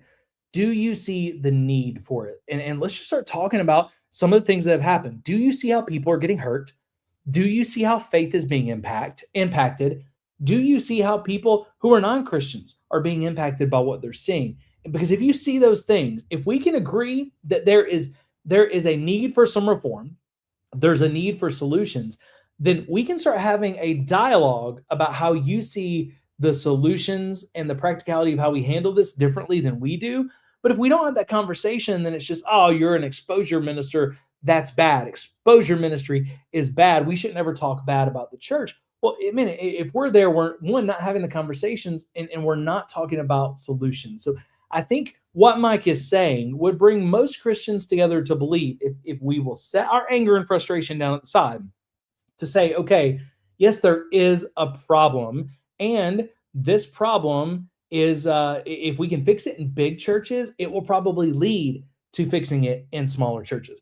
If we can do some things to fix it in big ministries and big systems, then it will probably trickle down to smaller churches because they're using those systems. Going to be making some videos to expose some of these guys, and they absolutely deserve it. But this is not to get them. This is to help assist the body of Christ. This is to stop the harm because it becomes generational. What happens? He says this isn't to get them. And that's what I hear so many times from other people. I had a person the other day sent an email with reproach, and we'll talk about it, but they felt like I was attacking someone. And one of the things that I really had to weigh was, hey, what is the difference between attack and critique? And I'm going to do a video about that, but there's a big difference between attack and critique. But Mike says, people just think I'm coming at people. I'm not just coming at people. Mike is critiquing systems. We are critiquing systems and saying, hey, these leaders, most of them did not wake up one day and go, you know what I want to traumatize people. I want to run people away from the faith. I want to do evil things. What happened was they got into ministry with a good heart to do good things, but they became a part of a system inside of a ministry that grew. It grew, and the system allowed them to operate without accountability. And when we do that as humans, as the religion business creators say, as Nathan always says, humans are going to human. We're going to make mistakes. So actually, one of the kindest things that we can do to support pastors and spiritual leaders, I believe, is to create better systems of accountability that protect them from themselves, because we all at times need to be protected from our own selves and our own flesh. But he also says this becomes generational. He's going to unpack this some more here in just a second, but it really does become generational. And I'm going to use a term. YouTube may not like this term. Some of you are going to think this term is too big, that it's too inflammatory, but I think it's important. I don't think the hurt, the harm, the spiritual abuse, these systemic issues, I don't just think they become generational. I think they become incestuous. And I think the reason they become incestuous is because, again, I want you to think about these big churches, big systems. The majority of churches and ministries in the United States, my opinion, from my experience, and again, I have been a part of and worked with more church leaders than most people ever will because of the consulting work. But I believe that the majority of church systems being used today in the churches where 70+% of Americans are going, that's the top 10% of churches, 250 above, they come from the same few places and are created by the same few people. Because you got churches all over the world of all sizes who are using ARC's church growth systems and ARC's church systems. You got people all over the world and churches all over the world that are using Life Church's church system. The same thing with Hillsong, probably less than it was 5 years ago. But there were churches all over the world using those systems. And there's more, okay? North Point used to be big with this too. But you've got this handful of huge churches and the leaders at those churches that are creating systems that they're selling and they're giving away. Fellowship Church with Ed Young in Texas is the same way. So you've got this handful of large churches and this handful of leaders that are creating the systems that are being used to reach over 200 million American Christians. So why does the harm become generational?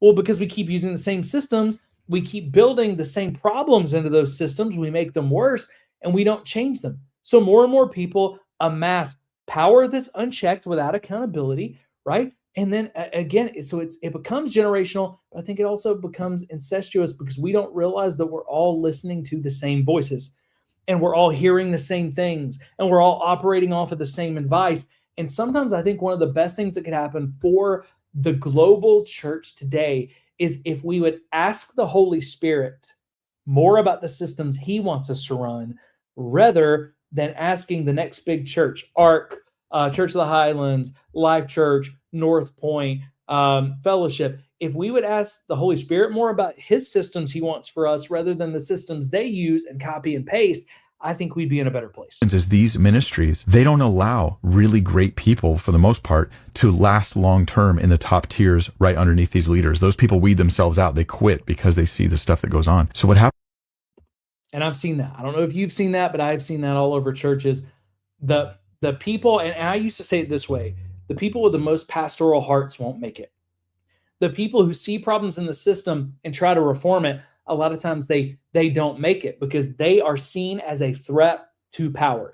And guys, I'll say this. I was a rising star, up and comer in the church that I was at, top 100 largest church in the world, okay? I was consulting with churches all over the country. I had everything professionally going for me that I could. And when I started pushing back against things and I started asking questions, and I wasn't just saying yes, sir, no, sir, and doing exactly what I was told, when I started doing that, it didn't take much time at all before I was starting to be ejected from the system. Not just ejected, but rejected. And out of that rejection, it was you're going to be pushed out of the system because you're not playing by our rules. Now, I don't know if anybody ever said that out loud, but that's what it felt like. And I've seen it with countless people, person after person after person. Some of the people that we need most in ministry, the people who are operating with hearts to fix these things, with hearts for people, they're not going to make it because the system protects itself. This isn't just about people protecting themselves. It's about these church growth systems protecting themselves. So again, the people who are willing to use NDAs, the people who are willing to not say anything about what they've seen, the people who are willing to cover things up, more of them will stay in high levels of leadership than the people who push back against it because the system tries to protect itself. And it's a problem. What happens is you have the ministries who have corrupt leaders and they raise up other corrupt leaders. And then people try to copy them and it breeds corruption and elitism in the body of Christ. And this has absolutely happened in big circles, in big ministries. And I think. And have you seen that elitism he talks about? You may be saying, well, Jeff, where did that come from? I don't know that I've seen that. Again, I want you to think about how often do we have certain church networks and groups of churches that they'll say things like, well, we want you to support our group of churches because we want to plant a life-giving church around every corner. We want to make sure that we have as many life-giving churches as possible in these cities. There becomes this idea that our brand of church is better. Our style of church is better. Our church growth systems are better. And of course, you're not going to hear churches go, well, hey, these other churches, man, churches are bad. No, they'll say the right things. Other churches are not our enemy. But then the way they talk, it feels like other churches are their enemy because there is an elitism. Our way is better. And guys, I'm telling you, again, this is not something you hear from the pulpit a ton, but I've heard it behind a lot of closed doors, and I've heard it too many times. We have pastors who will say the right things from the pulpit, but behind closed doors, they talk about small churches like there is something wrong with them. Man, they're just not reaching anybody. They're just lazy. They're just insulated. They only care about themselves. Instead of working with churches of different sizes, learning from them, how can, hey, your people are more actively engaged. They're more generous. They're giving more. They're serving. They're taking ownership of their faith. How can I learn from you while you're learning from me about church growth? But also, when I share something with you from our church growth system and you go, I can't do that as a shepherd to my people. Well, it may be a blind spot I'm not even seeing. But by talking with someone with a smaller church, I realized, oh, wow, I didn't realize that could hurt people. We need to talk about that. We need to check this in our system because the big church can learn from the small church and the small church can learn from the big church. But if we are only learning from the people like us, our systems will become worse and worse and worse because the worst parts become even more nefarious. they become even more problematic. Why? Because when you have these systems that are building on themselves and our church growth systems become incestuous, it never works out well because we're replicating the worst parts and they're becoming more and more just jacked up and cancerous. And that's what it becomes. But again, I've been very connected to and have even worked at some very large churches. And a lot of times the attitude in these churches was, hey, we only listen to a certain group of people. We only learn from Pastor X, Y, and Z. We only go to these conferences because they're the only people bigger than us. They're the only people better than us. And we're only going to learn from people bigger and better than us because if you don't have more people attending, there's nothing we can learn from you. And again, I can see how they get there and I can see how the system gets them there, but I think it's a problem. It needs to be dealt with. So I will, unfortunately, be dealing with more of that in coming months of ministries, and I do this for the sake of the body of Christ. All right, so why did Mike have to make that video? Well, Mike had to make that video because when he started doing exposure ministry, there were a lot of people who supported Mike previously that got upset and stopped supporting him. There were people who used to take Mike's call that now will no longer take his calls. Okay, there were people in his audience who had listened to him talk about how to think biblically. They had learned from him for years. He had done great things, and now all of a sudden they're saying things like, I don't know if I can still listen to you. They're unfollowing. They're getting angry because he's doing this exposure ministry. But he says the reason why I have to do this exposure ministry, there are a lot of big churches and there are a lot of big ministries where this stuff it's systemic, it's becoming generational, it's being covered up. And I believe Mike is doing it because Mike realized he had the power and authority, the influence, and the voice. He has a voice and a massive platform through YouTube that would reach to places where my voice simply won't. SAI, we don't have that kind of platform, right? So I appreciate Mike stepping into that. But Mike talks about, hey, I think we have to have these conversations. I think we have to have these exposure conversations. We're not attacking anybody. We're not saying all big churches are bad. We're not saying every one of these church leaders needs to be removed, although some do. But there's got to be reform to the system. Because right now, we're not only are we hurting people, not only are we allowing sin in the church, not only are we allowing trauma and abuse in the church, but it's actually growing and multiplying. We are replicating it because of these systems. And again, I believe it's because there are a handful of people, I would say less than 10 people, who are really calling the shots on most of the systems that are being ran. What would happen if we got on our knees and we got on our faces and we asked the Lord to give us a system for our church? If we ask the Lord to give us these solutions, instead of just saying, well, what can I buy from my favorite pastor? Or what can I download? Like, again, some of them, like Life Church, they're not selling that stuff. They're giving it away for free, which I appreciate. Others like Fellowship Church, they're selling it, okay? But either way, we've got too much copying and pasting going on in the church, and everybody wants to be. It seems like way too many pastors. I want to be the next Craig Rochelle. I want to be the next Andy Stanley. I want to be the next Chris Hodges. I want to be the next Stephen Furtick, without ever looking at it and saying, hey, do I actually want to operate in the system they're playing in?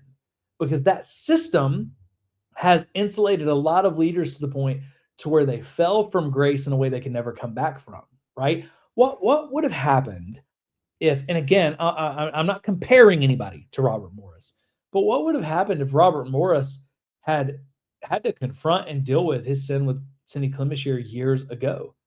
I think a lot less people would have been hurt than him being insulated for decades. And then toward the end of his ministry, people finding out what happened and wondering if that was a lie, if who he said he was a lie, if what he said about his sin was a lie, and he covered that up, then what else has he taught me that was a lie? And now you got people who are having to wrestle with heavy faith things that if we had systems that were less insulating and provided more accountability and more transparency, I think we would have been in a better place. And that's why we have created things like the Safe Church Pledge, because churches get upset because the Safe Church Pledge is not easy.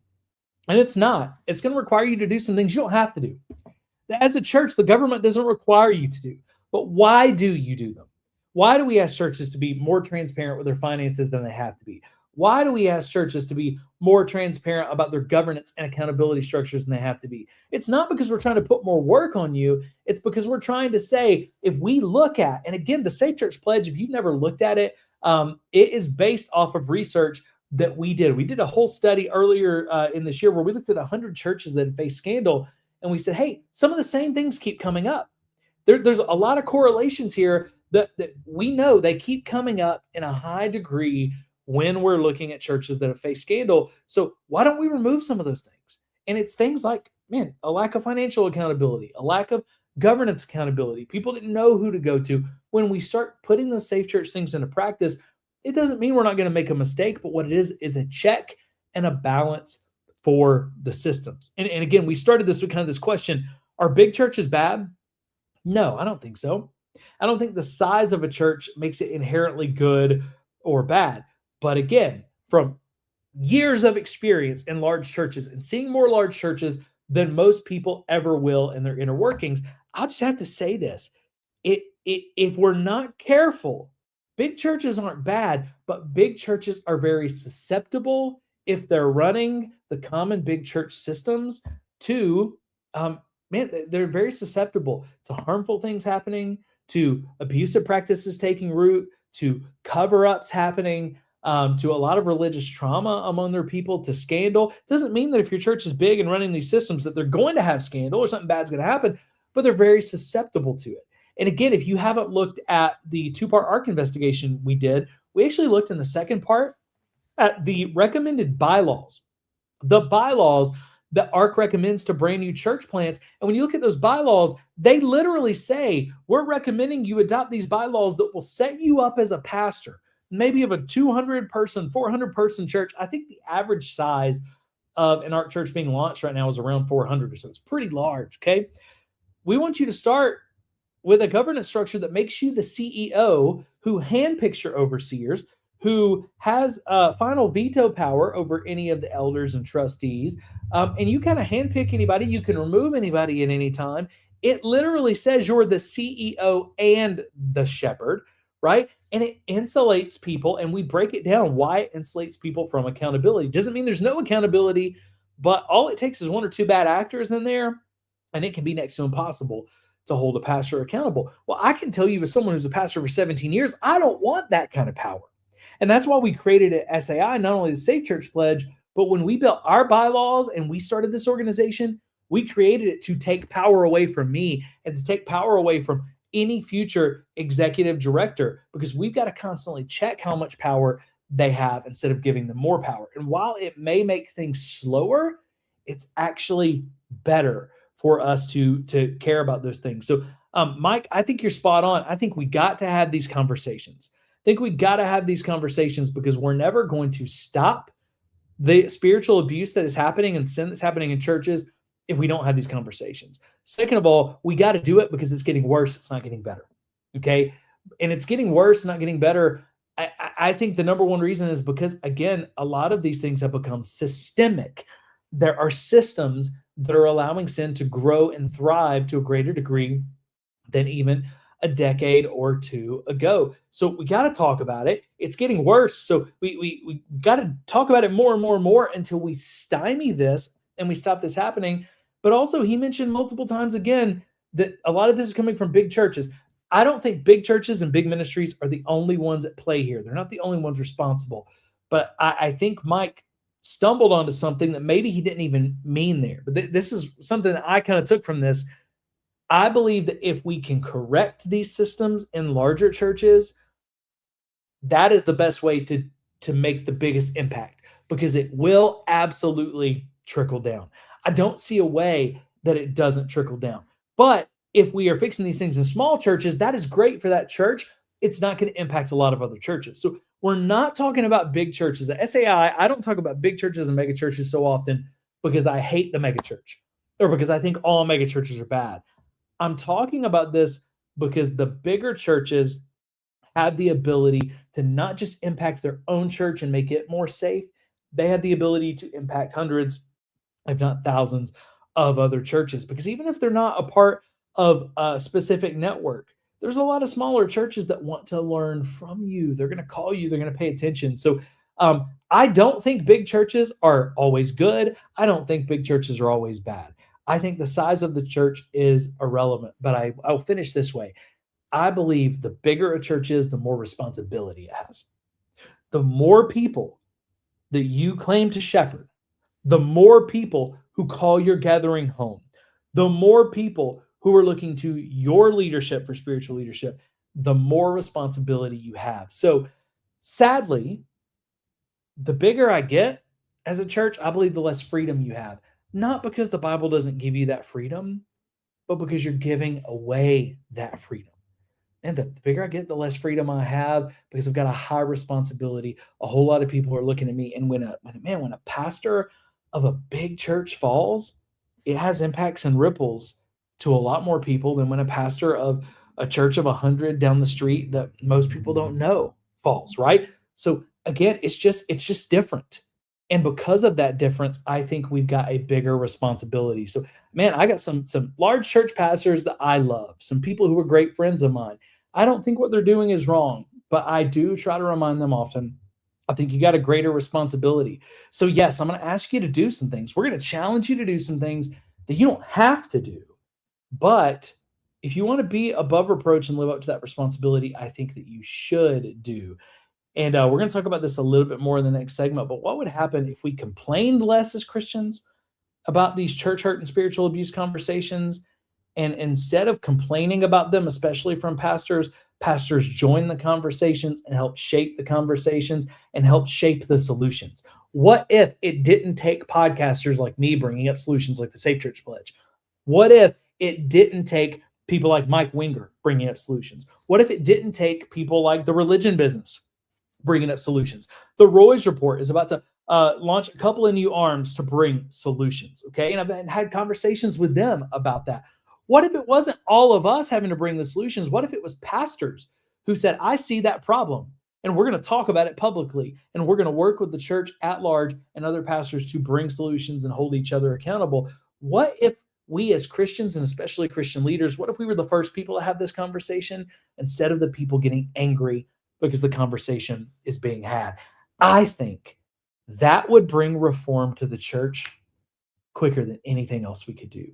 That would help us start operating and living and doing ministry like the pure bride that Jesus has called us to be. So I think we got to have these conversations. I think they're very, very needed.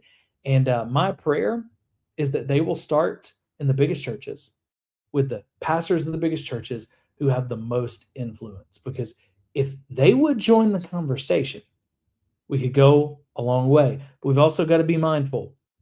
This doesn't mean those pastors are bad, but we got to say it. They're playing in systems that have given them a lot of power. And having these conversations and working on solutions will require them in many cases to give up power that they've amassed. So part of what we're seeing and part of what we're watching, the pastors in churches that are big, they're going to be able to weather this storm and help us move into a healthier, safer future, are going to be the ones that are willing to give up freedom and give up power in order for the sake of the kingdom.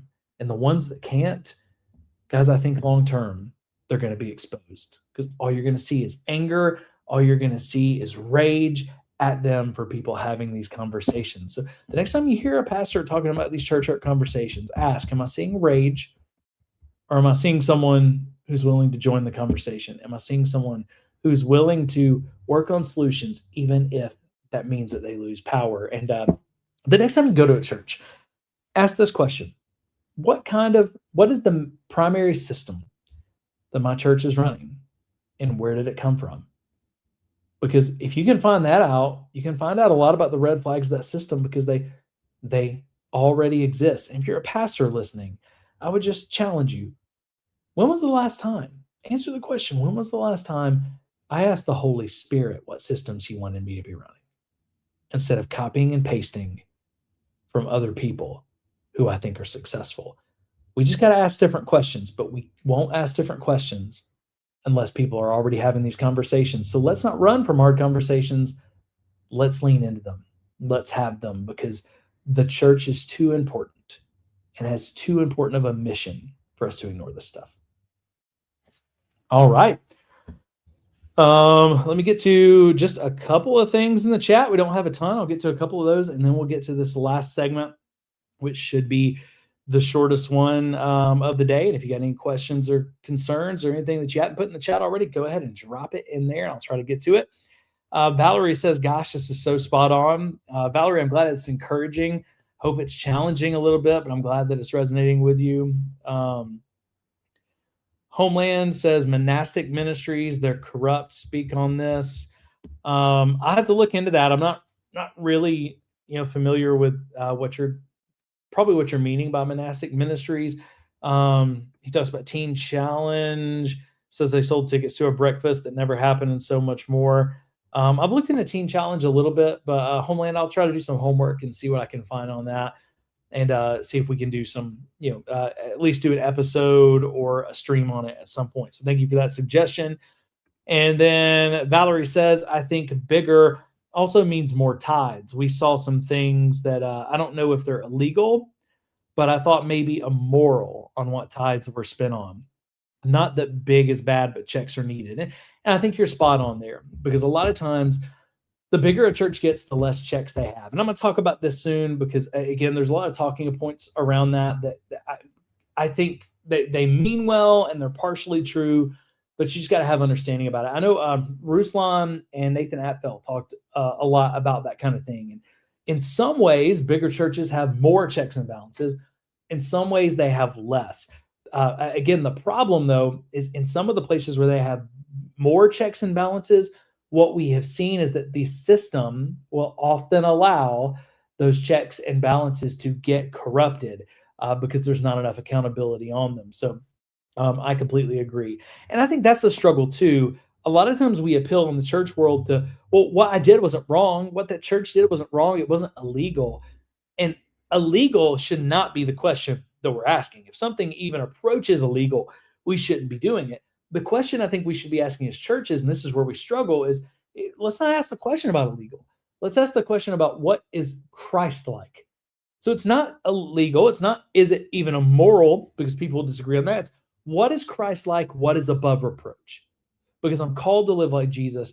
And as leaders of the church, we're called to be above reproach, which means that the church organization itself should be above reproach. So there's a lot of different ways. Like I said, I've had some heavy reproach from a pastor over the last week. There's a lot of different ways that I wanted to respond. And I could not respond in those ways because I had to ask the question, what is the best way I can respond that's Christ-like? What is the most above reproach way that I can respond? I had to respond that way. Now it's in the board's hands. They're taking care of that. And we're already having conversations as a part of our work through the Safe Church Pledge. Because we didn't just put the Safe Church Pledge out there for other people. In this coming year, we're going through all of it and saying, are there any places where we don't have these things in place as a young organization? And we're going to go ahead and put them in place so that we're deciding in advance, how do we handle reproach? How do we handle things? Because they don't have to be heavy disqualifying allegations for us to care about them, right? Like the reproach that I got this week, I think a lot of people would go, hey, man, that's not that big of a deal. Why are you making it that big of a deal? Well, I have put it to the board, and the board is looking at it, and I've said, hey, I'm submitting. If there's something that I don't see, take care of it. Why am I doing that?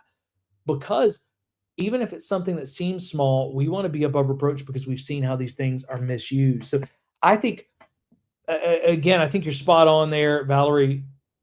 There's a lot of good, like more tithes that comes in those bigger churches, but we've got to not wait until somebody makes us do something, but instead say, okay, well, the bigger we get, the more above reproach we need to get. Because people right now, like it or not, whether it's right or wrong, people distrust institutions. So if we know that people are distrusting institutions, then we need to do our very, very best to make the institution of the church trustworthy. Okay, if people are not trusting institutions, I can't do anything about those other institutions. But what I can do is I can take what I believe is the most important institution on the planet, the church, an institution that I belong to, and I can work from my perspective, from my role, and from the influence that I have, I can work to make it the most above reproach institution on the planet. If we'll do that, I think that we'll be okay. And then, last comment. Tracy made it. Producer Tracy is back. So awesome, Tracy. We didn't have you earlier, and somebody was just like spamming in the comments and being wild. So I banned them, but I'm glad that you're here now because you can take care of that stuff. But we got one more. segment that I want to get to. Let me go ahead. I'll try to grab a drink of water here as well. But in this segment, I want to look at a couple of social media posts regarding things that pastors have said about not having this conversation. So we just heard from Mike Winger about why we need to have this conversation. And we talked in the last segment about why these exposure conversations and spiritual abuse conversations are needed, even though they're uncomfortable. But we're going to hear in this segment from two pastors and their perspectives on why these things aren't needed. What I'm going to do is I'm going to challenge those perspectives, talk about why they're needed, and I'm going to invite those pastors to a better way. I'm going to invite them to, instead of villainizing this, or instead of saying, let's not have these conversations, I'm going to invite them to take some steps that, if you're a church leader listening, I'm inviting you to take the same steps. If you know a church leader, you're close to a church leader, I think you could share this conversation with them, invite them to take those steps. Because I think too often our first response as church leaders is when we get frustrated about something, is to try to stop what is frustrating us instead of trying to find a longer term solution. So we just want to stop the frustration. I think it's kind of human nature. Let's stop the frustration instead of saying, well, why is that frustration there? Because guys, we don't talk about this enough, but I believe that the Lord uses holy frustration to show us where he is working. Okay. And we don't like being frustrated. So when you have a pastor who's hearing about these church conversations stuff, and they feel like it's making the church look bad, I don't want to be frustrated. I wish people would just stop talking about that. Man, I'm frustrated. I'm tired of it. I wish they'd just stop talking about that. Okay, I get it. But what if, before we responded, we would just ask the question, Lord, is there anything you are trying to teach me through this frustration? Okay. Because the reality is, I think if we ask that question and we listen to the voice of the Holy Spirit, what we would hear is, you should be frustrated. That's what I've heard as I've asked. Yeah, this is frustrating, but you should be frustrated. I'm frustrated because my people are being hurt, because my reputation is being damaged. People think I'm something that I'm not because of things that are happening in my church. You should be frustrated. And sometimes that holy frustration, it's not just God going, hey, look at the bad things you did. I think it's God saying you should be frustrated, because that frustration will move you to bringing healing to my body, to bringing healing to my bride. So we're going to talk about that, because I think that's important. But give me just a second to go ahead and set everything up, and we'll get into this last segment. All right. Is talking about spiritual abuse, church hurt, and the many shenanigans that are happening in the church, is it a good thing that brings change? Or is talking about it an attack that just hurts the church, that just divides the body of Christ? I want to answer that question, and I want to talk about that topic in this video by looking at two recent social media posts where pastors were frustrated, obviously frustrated about these conversations. And guys, I don't think that these people are bad. I don't think that they're dangerous. Okay. I think most Christians would say there's something going on that I think needs to stop. I think needs reform, but often we're too busy thinking about the divisiveness, the division, the frustration, the anger, the uncomfortable parts of these conversations. We're so busy thinking about those that we lose sight of what we agree needs to change. So we're going to look at these pastors and congregations, and we're going to ask, what if they didn't see these conversations as dangerous, but what if they saw these conversations as an invitation to bring reform to brokenness in the church? What if they saw these uncomfortable conversations as an opportunity to love Jesus well? Okay. But I think when we talk about this topic together, I think we're going to see how important these conversations are. And what I'm going to do, I'm going to invite, if you are a church leader who's listening to this and you find yourself frustrated about the exposure conversations, you find yourself frustrated about the work that we do, the work that people like Mike Winger do, if you find yourself frustrated about documentaries like The Religion Business or articles that are coming out from people like the Roy's Report, what I'm going to invite you to do is I'm going to actually invite you to not only join this conversation, but for pastors and church leaders to become as big of a part of the voice of this, leading this, or even the biggest voices leading this. Because we wouldn't be needed as podcasters and journalists and documentary makers and all those things. We wouldn't be needed as much if the church itself and if church leaders would say, we're actually going to take an active role in this conversation. So let's go ahead. I'm going to share my screen and I want us to look at a couple of these things together. The first thing I want to look to, it comes from Pastor Eric Mason. Now, I don't know a ton about Pastor Eric Mason. Some of the things I've heard, I've really appreciated. So again, I'm not attacking Pastor Mason on this, but I saw this and I saved it because I think it's potentially harmful out of frustration and it's abdicating part of his responsibility as a pastor. And I think people who want to, you got people in churches who they want to appease their pastors. They want to do the things their pastors want them to do. So if your pastor's telling you, hey, having conversations about church hurt, having conversations about spiritual abuse, reading certain articles, listening to certain podcasts, that's dangerous. That's sinful. If you tell me that as a church member, the likelihood is I am actually going to want to stay away from those things because I want to please God and I want to please you as my pastor. Okay. So we got real heavy responsibility as pastors when we're speaking against these things, about how we're making people feel about them. But here's what Pastor May said. He said, hey, fam, do the kingdom a favor. So this is a big ask. What he is about to say is that the kingdom of God needs something. Not just you as a Christian, not just your church, not just his church. The kingdom of God, Christianity as a whole, needs something. So what do they need? Hey, fam, do the kingdom a favor. Post clips of healthy churches and solid pastors. I don't have a problem with that. You can post all the clips of healthy churches and solid pastors that you want. I think that is actually a good thing. There are plenty out there. And I agree with Pastor Mace. There are tons of good pastors. Quit posting wolves and hirelings who are low-hanging fruit. Most preachers I know are godly. Stop posting manipulative offerings that sour worshipful and cheerful giving. Stop sharing false prophets and teachers who singe the hearing of sound doctrine from good shepherds. It's old, it's corny, it's misleading to say the least. Okay, so hopefully you see the problem, but let's get into the problem that I see if you don't see it. Again, I started out with, okay, this is, whatever this is big. Pastor Mace is setting this up as big. This is a kingdom need. So if he comes against something, he's coming against something saying it's with the whole authority of the kingdom. Whether he meant to or not, that's what he is. He's putting the whole authority of the kingdom against something. If he's coming for something, he's coming for it with the whole authority of the kingdom. But I started out agreeing with him, okay?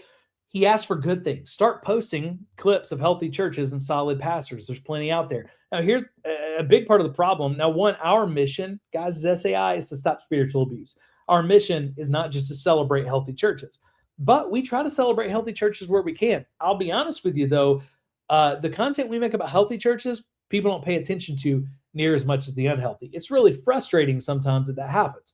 But we're going to keep doing the work that we're doing because, again, while we want to celebrate healthy churches, that is not our mission. Our mission is to create safe churches, and that means educating about the things that we see are unsafe and providing those solutions. But I was with him about posting about good pastors and churches. I was with him that good churches are out there.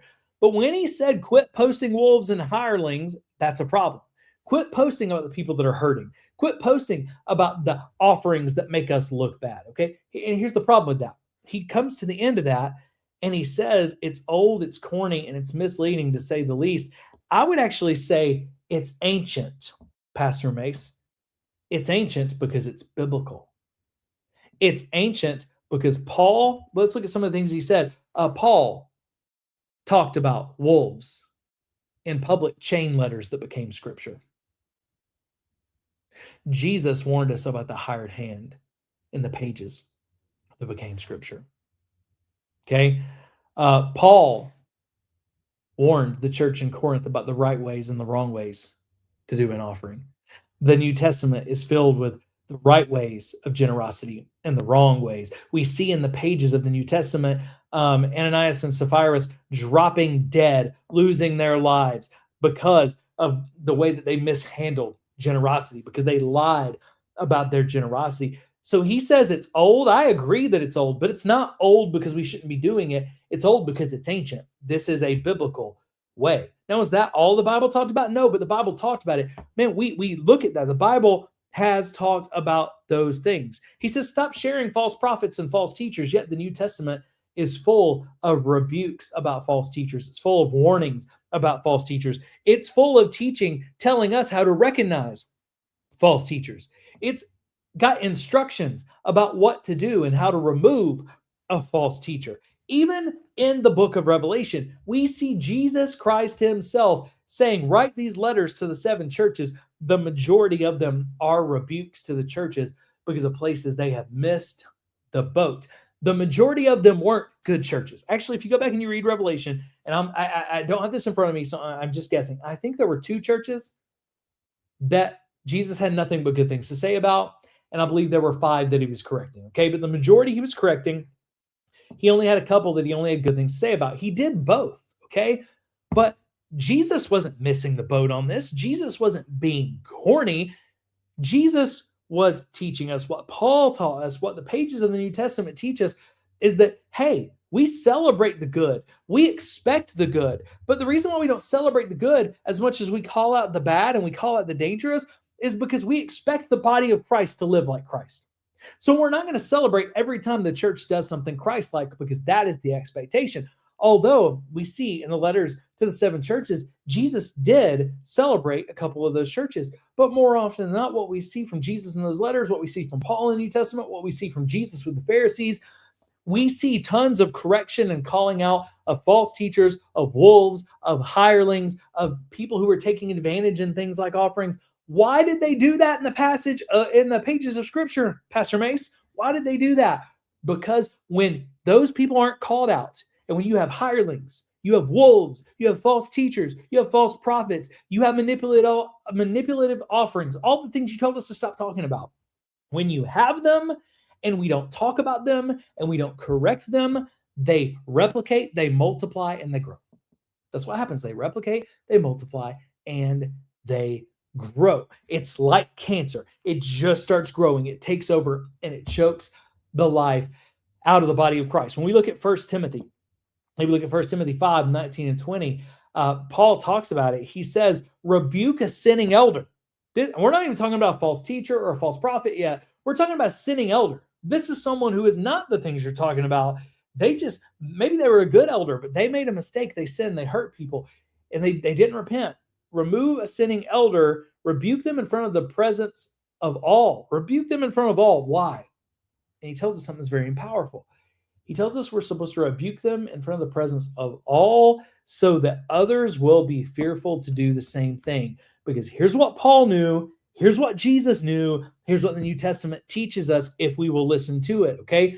When we deal with sin, just like Paul talks about with the man caught in sin in Corinth, when we deal with sin and we deal with it frankly, okay, yes, it's uncomfortable. Yes, it's going to make some people look bad. But everybody else is going to look and go, okay, the standard in the church is higher. And if I get caught doing these things, and if I get caught hurting people, and if I get caught sinning, that is not going to fly. I'm going to be embarrassed. I'm going to lose authority. It is not worth what I am going to lose. And because we handle those things, we don't allow a cancer to grow in our midst. We don't allow sin to grow in our midst. Yet Pastor Mace, again, a lot of good things I've heard from Pastor Mace. I'm sure Pastor Mace is incredible. Pastor Mace, I'm not attacking you. I'm not coming after you. But this message, when I read it, man, I struggled on the inside because I said, you're asking me to stop talking about those things. And you're telling me that that would do the kingdom a favor. You're telling me basically I need to stop doing these things with the full weight of the kingdom behind you, yet the pages of the Bible aren't behind you on that because we're supposed to call out false teachers. We're supposed to call out wolves. Now, are we supposed to see a false teacher around every corner? No. Are we supposed to only talk about the bad things? No. But we've got to talk about these hard things, even when they're uncomfortable, even when they're difficult, because if we don't talk about them, they're just going to get worse. So Pastor Mace says it's old. I say it's ancient. He says it's corny. I say it's biblical. He says it's misleading to talk about those things. I say it's misleading not to talk about those things. Because the reality is in the middle, Pastor Mace. The reality is I don't believe that most churches are abusive.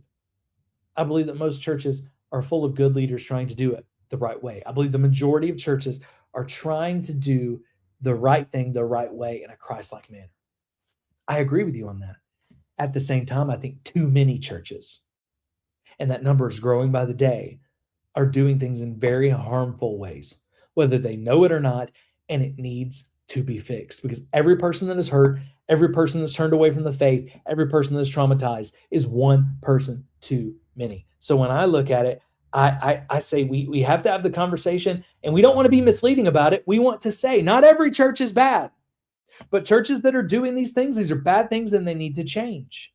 And we have to be able to deal with the false teaching, the harmful rhetoric, the spiritual abuse, the sin. We have to be able to deal with that while recognizing it's not all churches. But again, Pastor Mace has a lot of followers. There's a lot of people paying attention to Pastor Mace. We go and we look at his profile here real quick, right? 100,000 followers. There's a lot of people paying attention to you, Pastor Mace. Yet, if they listen to you, they're going to stop talking about things that biblically we're told we need to talk about. And if we don't talk about them, here's what happens. If I see spiritual abuse and I don't talk about it and try to fix it, then I am now actually responsible and carry the weight of responsibility for the next person who is spiritually abused. Okay? I believe Jesus is going to hold us accountable for that. So that's a problem. Now, here's the other thing. When you read from Pastor Mace, you hear doing the kingdom a favor means not talking about these things. But then the scripture he shares is about dealing with false teachers. It's about dealing with hurtful and harmful shepherds. So I think that Pastor Mace has a very important point here, that we need to be careful not to paint out that all churches are this way, because that's not the case. I think we need to be careful to paint out that not most churches are that way. That's my opinion. I don't see evidence that most churches are that way. But I don't think we can do it the way he's called us to, because by simply not having these conversations, more and more churches will become abusive. More and more churches will become sinful. More and more churches will hurt people. And I believe, Pastor Mace, if we follow your advice here, here would be my concern, outside of it being unbiblical. I believe if we stop having these conversations, give it another 10, 20 years, and the majority of churches in America will be this way. Okay? I don't think they are today. I think the way that we stop this sin from taking these behaviors, from taking any further root, is we've got to have open, honest conversations about this. Man, we got to do it in hope. We got to do it in faith. We got to do it in love. But we've also got to do it with honesty. We got to be willing to have these uncomfortable conversations. And I struggle anytime I see this because, again, guys, when you pay attention to the words of Scripture are full of a whole lot of rebuke and a whole lot of correction for a reason. But I want to look at another one. As Pastor Mace's post wasn't the only one that I saw. Natalie Runyon with Race to Stay.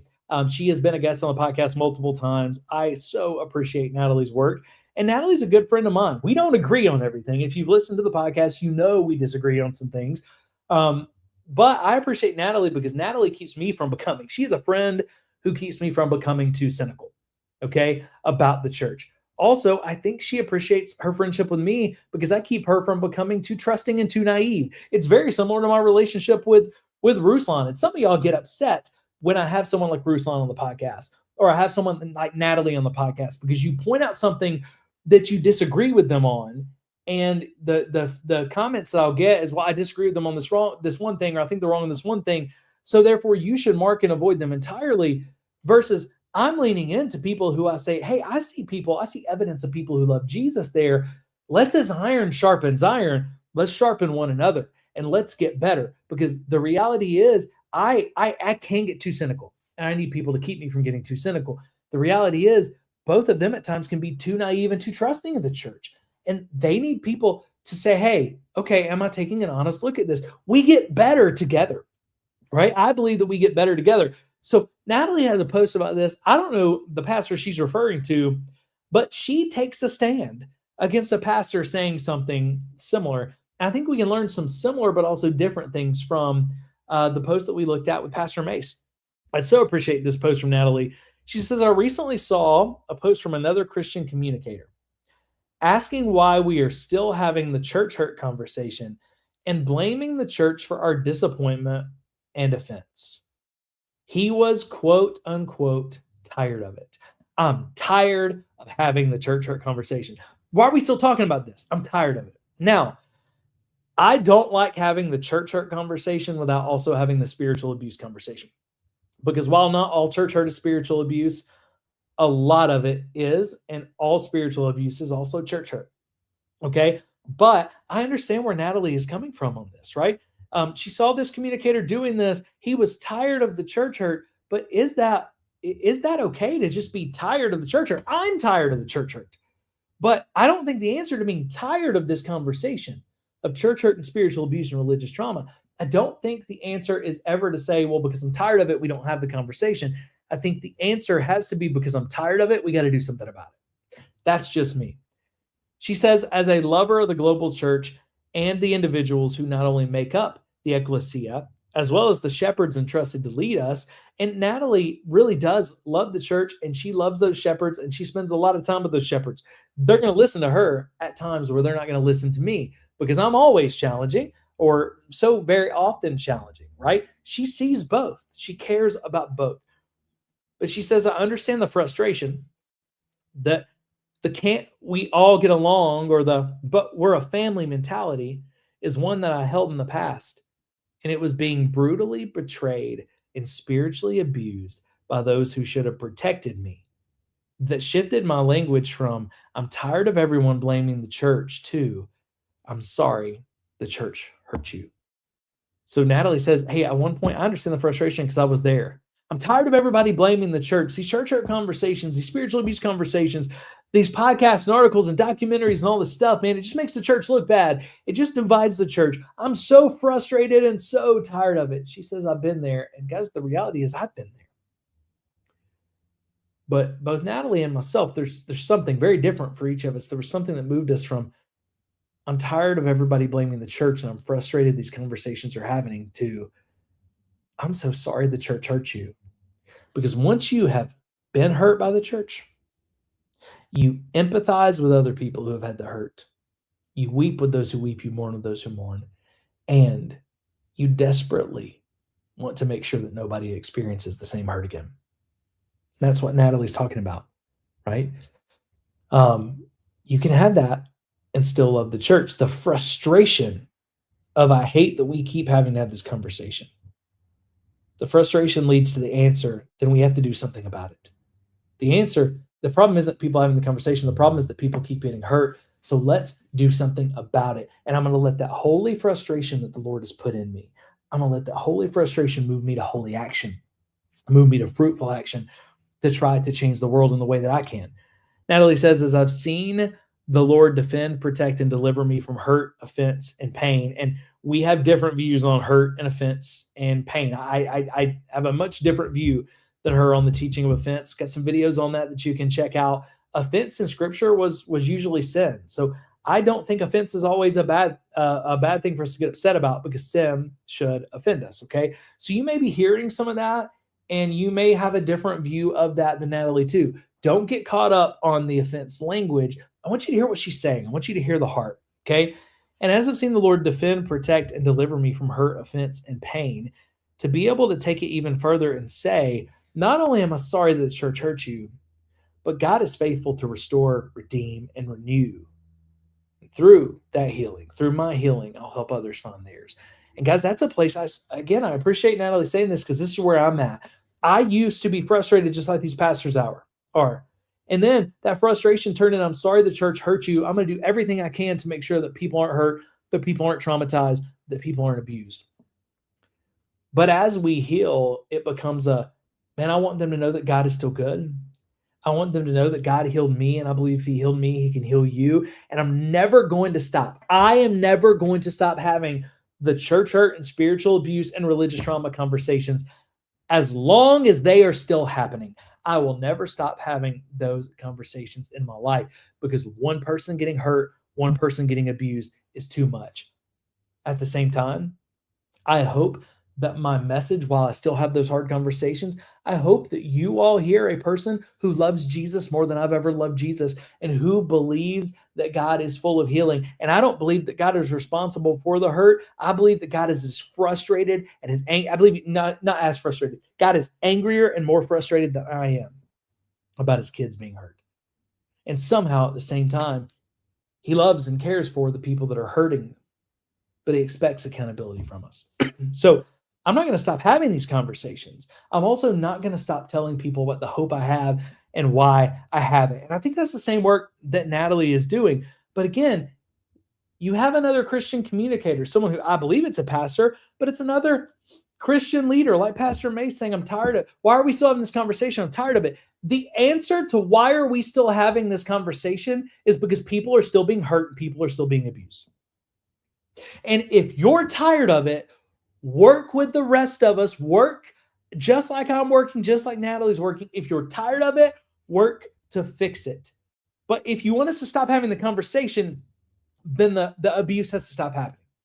The hurt has to stop happening. Because as long as people are still being hurt, we will keep having these conversations. And as Christians, if we know people are being hurt, we know people are being abused, we know people are being sinned against, if we know that, and we stop having the conversations because we don't want to get uncomfortable, we become complicit in the sin and abuse that is happening. And I refuse to be complicit in any more sin, in any more abuse, in any more trauma. Because guys, for 17 years, I was a part of the local church as a pastor. For many of those years, I was a part of what I consider abusive systems. I played roles in that, and I already have to live every single day with the weight of the role that I played in that. I never again want to be complicit in that kind of work. So I get it. I get why Pastor Mace is frustrated. I get why this church leader is frustrated.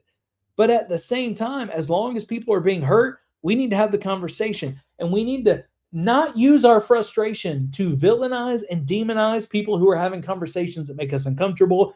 We need to use our frustration to move us to actually do something to bring about a solution and to protect people.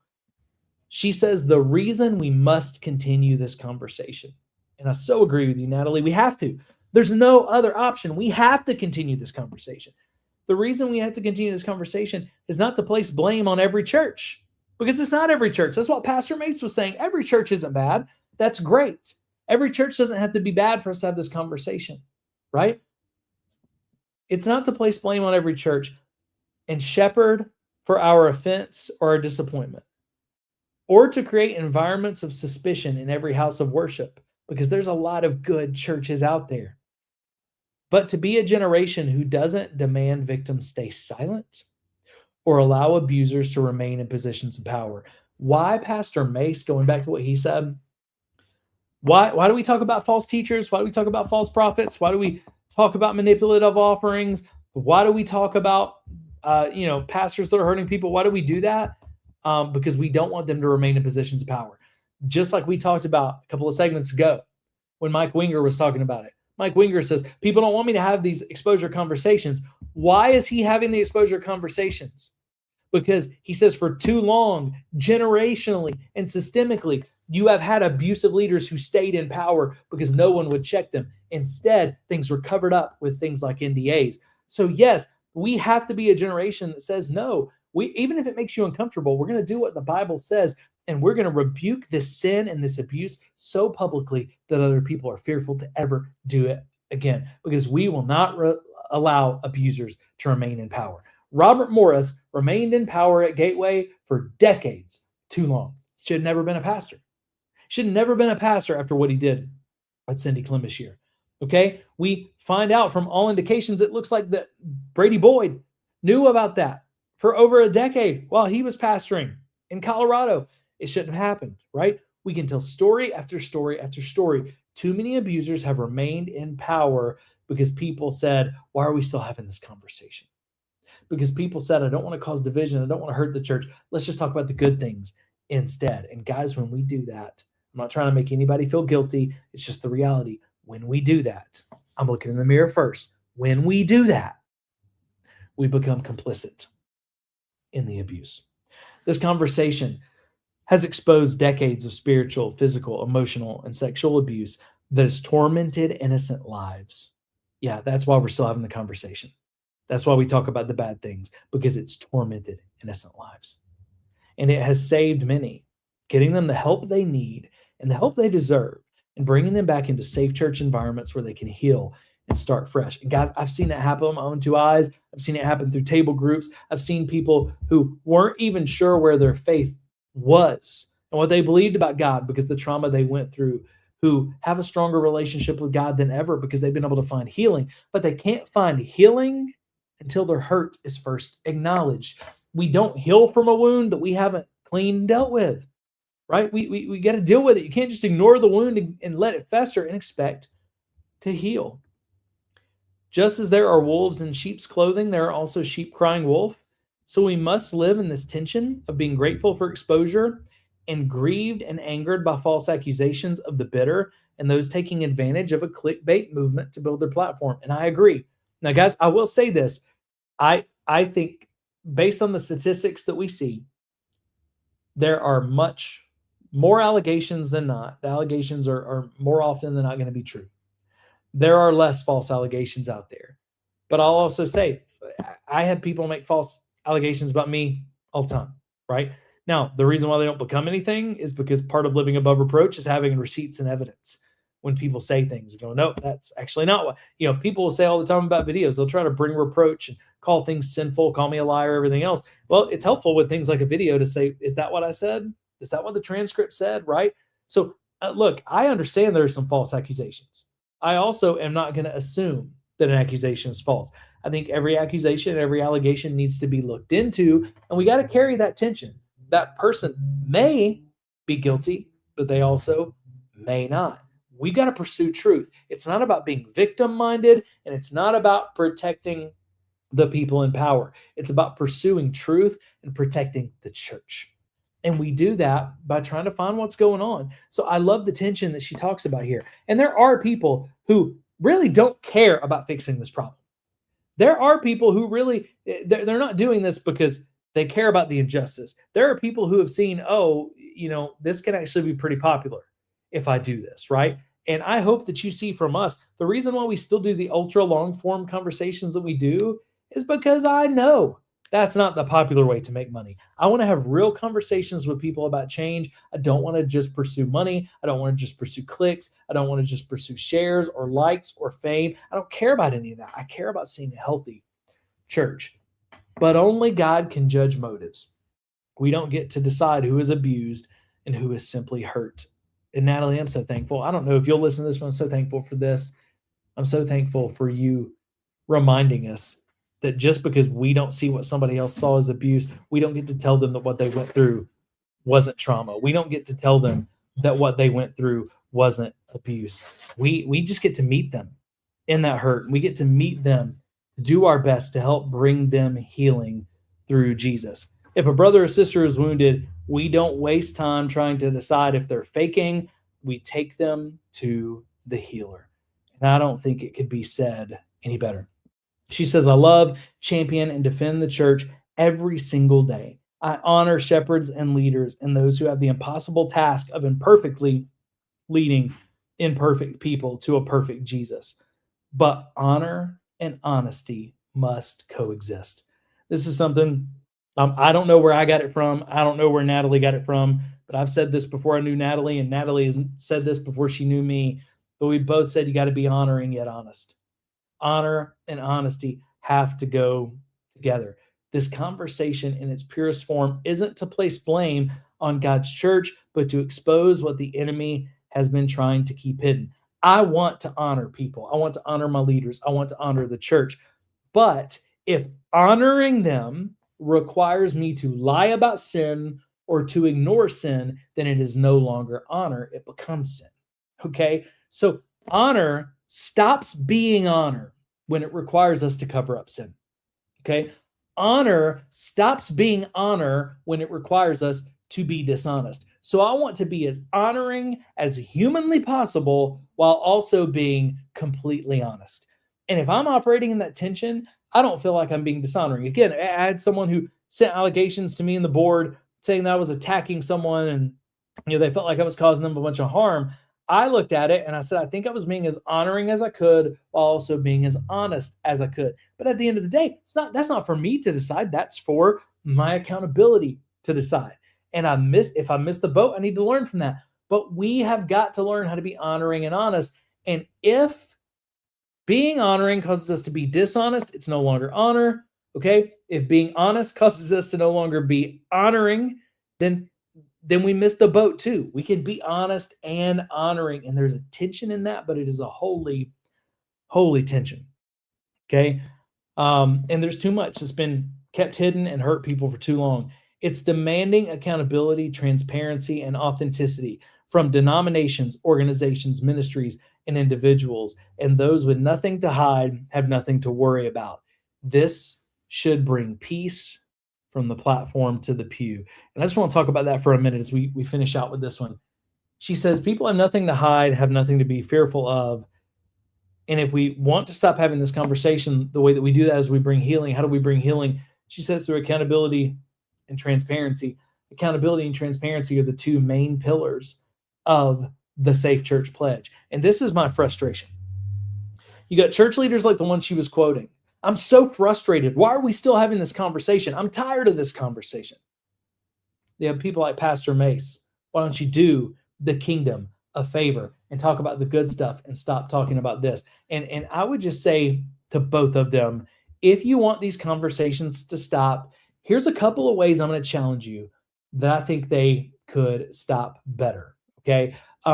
One, if pastors want these conversations to stop, or if pastors want these conversations to happen less often, then pastor, join us in calling out the sin and shenanigans in the church when you see them. Don't just call them out, but offer a pastoral lens instead of staying silent. The answer is let's not have those conversations. The answer is for pastors to join the conversations. So when Pastor Mace, when you see something like what happened with Mike Bickle, or what happened with Mike Brown, or what happened with Ravi Zacharias, or what happened with Bill Hybels, or what happened with Robert Morris, speak out and through your pastoral lens say, that was wrong. That shouldn't happen. We stand against this. What can we learn? How can we as pastors get better and make sure this doesn't happen again, right? So offer your pastoral lens, talk about it instead of staying silent and hoping nobody else talks about it. That's the first thing. So if you want the conversations to stop happening, you actually make it worse by not talking about it. The best way for these conversations to happen less is for pastors to join in with us as they need to be had. Okay. The second thing, pastors, work with other healthy pastors. Okay. Don't be just insulated with trying to grow your church. Work with other healthy pastors and churches that you understand. Work with them to take practical steps toward being above reproach, toward building an above reproach church culture. And then when they know what you're doing, you know what they're doing, you can hold each other accountable, okay?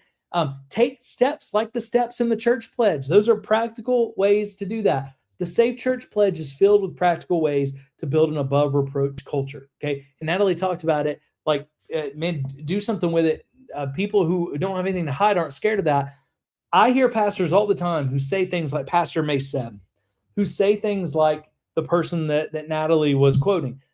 I wish you would just stop having these conversations, Jeff. Or pastors who say, I love the conversations that you're having. They need to be had, but you're not having them the right way. Okay. But the pastors who push most against this work that we do and the conversations that we have, I haven't found a single one of them yet that has done the work of the Safe Church Pledge or has joined the Safe Church Pledge, right? Because they want to say, I disagree with the way you're doing it. Okay, pastor, then why don't you join me and show me a better way? Right? I have one pastor who's gotten upset more than a couple of times. A person that I love and I respect, they've gotten upset more than a couple of times about the way that we're having these conversations. And I invited them from day one to be a part of the podcast. They declined. They don't want to have these conversations. And they don't want me to have them the way that I want to have them. So when I hear pastors say things like this, it's, hey, what if instead of villainizing people who have the conversations, you took steps like the Safe Church Pledge to build a safer church and you helped join the conversations and guide them? Because I love talking to pastors. If you're a pastor who's listening, I would love to have you on the show. Every time we have a pastor on the show and we have honest conversations about this we get better. Okay. I'm going to be honoring, but I'm going to be honest about the concerns that I see. And when pastors talk about, hey, how can we fix this? When we talk about the places where we disagree, I think we all get better. Okay. So that's the second thing. Work with other churches and pastors that are trying to do this the right way to take practical steps. And then the third thing, if you want these conversations to stop, mentor the next generation to do better and build more protective and pastoral systems. Okay, because right now, what did Mike Winger talk about in the last segment when we were looking at his video? He said this is becoming generational. You have toxic leaders and toxic systems who are passing down toxic leadership to the next generation, and it's getting worse. All right, if you want to stop having these conversations, you got to start mentoring young leaders to be different, to lead different, to have different systems. But the person that Natalie was responding to, she was responding to I don't understand why we're still having this conversation. I'm so tired of it. And I would just challenge not just pastors, but Christians alike with this. We don't get to be tired of it with these conversations until we're first tired of people getting hurt in the church, until we're first tired of abuse in the church. Okay. We don't get to be tired of the conversation until we're first tired of people being hurt. And when we get tired of people being hurt, we will create solutions that make the conversations either stop or much less frequent because they're much less needed. But until we are more tired of the abuse than we are uncomfortable.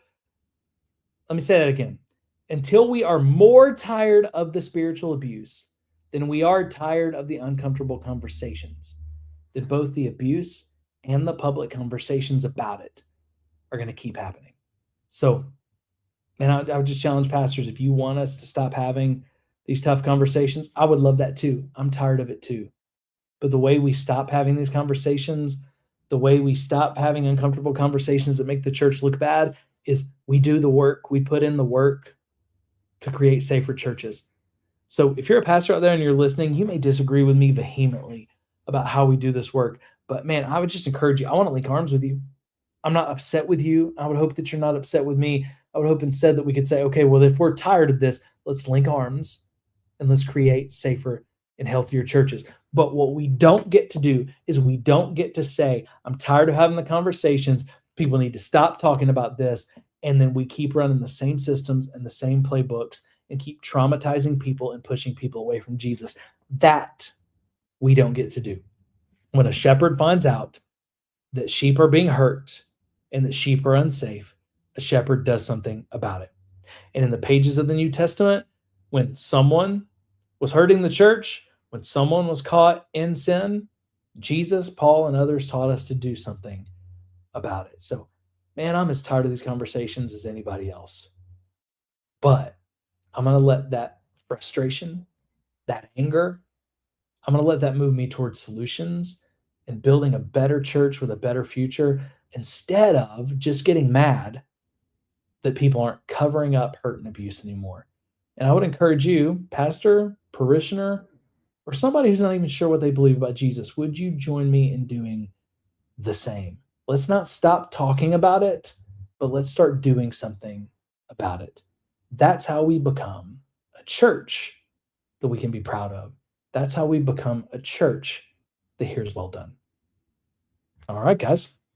That's it for today. Let me go ahead. I'll jump in and see if there's anything in the comments from some of those that got to join late, if there's anything that we need to talk about. And then all of these will be edited into standalone videos soon. Tracy got to join in. Oscar says hello, got to join in. Linda says, in my own life, I don't hear about what I'm doing right mostly. Like at work, they're only going to say something if there's a problem. Churches want credit for merely doing what is right. Yeah, I can see both sides of it, Linda. I really can. I can see why pastors get upset that church is doing good things doesn't get enough publicity. I also understand that we generally don't celebrate people or organizations for doing what's expected. So what I try to do is I try to celebrate churches when I see something that like shocks me, like it's a good thing that I totally didn't expect. It exceeded my expectations. I want to celebrate that, and I want to talk about that. I also want to honestly celebrate as often as possible that even though we're talking about bad things often, that I don't believe this is most churches. I believe that most churches are trying to do better than this, right? And that there's a lot of good pastors out there. But yeah, we're going to talk more about abuse and hurt and sin and churches missing the mark than we are going to celebrate them. I think that's something that Pastor Mace just missed. I understand the frustration. I just think he was wrong on it, right? Oscar says, I think it was Philadelphia and Ephesus that were the two churches that Jesus only had good things to say about. I think you're right. There may be a third one. I can't remember, but I believe it was those two. Let me see. Oscar says definitely Philadelphia is one. Yeah, Philadelphia, there was nothing that God had bad to say about. I'll look them up. I should have probably looked them up on the, while we were on the stream, but you guys can look them up and that would be good for you just to kind of see it. But there's a lot more negative and a lot more correction than there is just celebrating. And I think that reminds us we should do both, but we're always going to end up calling out more of the bad than just celebrating the good, because a lot of the good is it's the expectation. It's the baseline, right? Let me see. Peter says, if we were put under church discipline because the pastor's offensive and terrible rhetoric was denied, which means the elders took their side because we did not have more witnesses than just me and my wife. And that's frustrating. That's hard. I'm so sorry that you had to go through that, Peter. It's a situation where you don't have more witnesses. You kind of sit everybody down. You talk about it. I think you try to fix it as much as possible. You don't like turn around and put the other person on church discipline just because because nobody else heard it. Right. And that can be so damaging that you're just trying to do the right thing. You're trying to fight for a pure bride. And then when the system turns against you, that can be very traumatic. It can be a struggle for sure. Let me see. Brian says silence is assent. I'm not sure if that was supposed to say silence is maybe consent, I would say too, but yeah, silence becomes complicity in these situations, for sure. Let me see. Valerie talking to Peter says we experienced the same. The pastor lied, and even though quite a few in the church knew what all was done was wrong, they remained quiet. And that gets back to the complicity issue. I think a lot of the trauma from spiritual abuse doesn't actually come from the abusive behavior as much as it comes from the second wound. It comes from the responses of people in the church that we loved and trusted, and we expected to help us heal the wound. We expected to stand up for us when they don't. And so often, I know for me, that was where I experienced the most trauma, but so often that's where I see other people experience the most trauma. It's not what happened. It's how people reacted to what happened. And they don't come to your aid. They don't stand with you. They know and they cover it up, or they almost gaslight you into to trying to make you believe something didn't happen that did happen, right? I think that's where the majority of the trauma sets in completely. Flipping Tables says, to be honest, people don't want to talk about it because they don't want to accept that the problem with spiritual abuse runs as deep as it does. I agree. When we realize we were wrong about spiritual abuse, we have to ask, what else was I wrong about? What else was I deceived about? And that's hard. That's uncomfortable. Says if they talk about it, they actually have to look at how the church has failed its people. And that's hard to swallow, especially as a pastor. Agreed. Valerie says, I think partly, but it's a fine line. You don't want to turn people away from the church. We haven't been since Easter, but I know me and God are good, but some may not be as strong. And that's why we try to do a mixture of this work, because I agree with that too, Valerie. I don't ever want our work to be work that turns people away from the church. We want to have two conversations simultaneously. One is the conversation that too much spiritual abuse is happening in the church and we got to fix it. Okay. We can't stand for it because God doesn't stand for it. And God loves you and wants to bring healing to you. The church was never meant to hurt you that way. The church should be the avenue for your healing. And we believe that the church is going to play a role in your healing. We believe that God is going to heal you. Now, in those two conversations, sometimes it's a struggle because sometimes your healing is not going to take you back to church immediately. But our hope and our prayer is that it will take you back to a healthy and safe expression of the church eventually. Okay. But we also know that God loves you enough, and he is big enough, and he is powerful enough to start healing you even when you can't go to church. And that is okay. But that's kind of how we handle it. We try to have the two conversations simultaneously. There's too much abuse happening in the church. God loves you, sees you, want to heal you, and not every church is that way. We just got to live in the tension, right? We got to live in the tension, which is uncomfortable. People want to go to one side or the other because they want to stay comfortable. But the truth is that there is a tension there, and it is quite uncomfortable, right? Let me see. Mike says the whole world lies in the power of the wicked one. And there's going to be lies. There's going to be hurt everywhere we turn. And the church is never going to be exempt from that. But the church should be better in how we react to it. We're going to hurt people in the church. Abuse is going to happen in the church. Sin is going to happen in the church. But when it does, we should be quick to call our own fouls. We should be quick to repent. We should empathize with the people who have been hurt. We should do everything we can to not only bring healing to them, but to make sure it doesn't happen again. You'll never hear us fighting for a perfect church, because I don't believe a perfect church exists. But we're fighting for a repentant and above reproach church. But reproach doesn't mean perfect, but it means you do whatever it takes to become above reproach again. You do what it takes to make it right as quickly as possible. And then the last one, this will be our last comment for today. Then we'll go ahead and shut down the stream. But Flipping Table says, I think that there's an unspoken pressure that is put on pastors that every empty seat is their fault. That's really not meant for them to carry. We can't protect the church's image over those in it. Man, that's such a great way to end the stream. Flipping Tables, thank you so much for sharing that. I see that. I think about pastors I know and love, and I really do think they feel that burden. Man, I can see faces right now of people that I think feel that burden. Pastors, an empty seat is not your fault.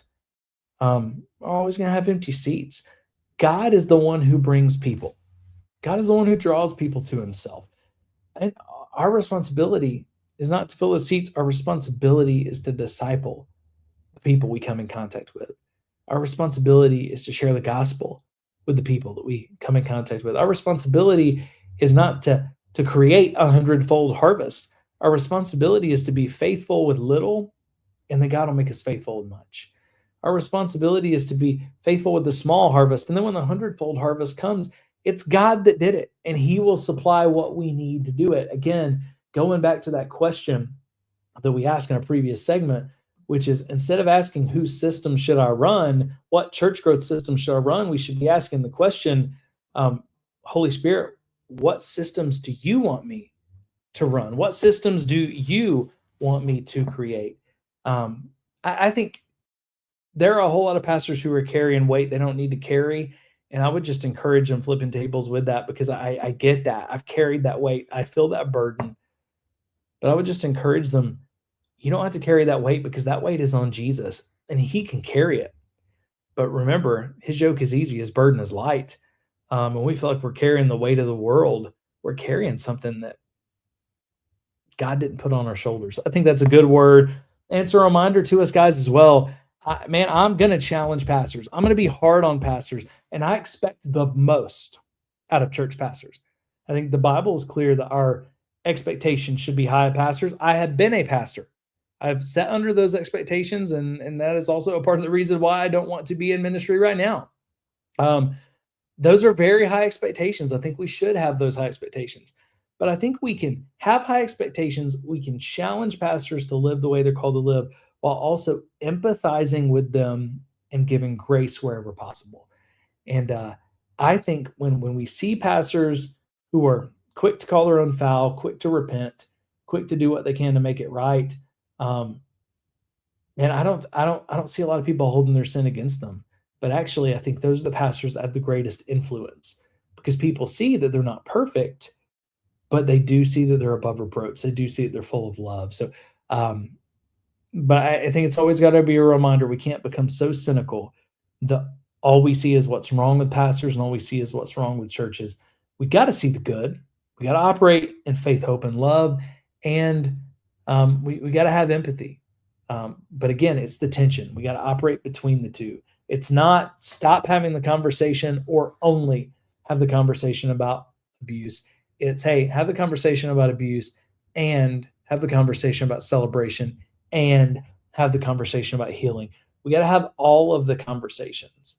And when we're willing to have all those uncomfortable conversations, I think we'll have less of the uncomfortable ones than ever before. But anyway, guys, thanks so much for being here today.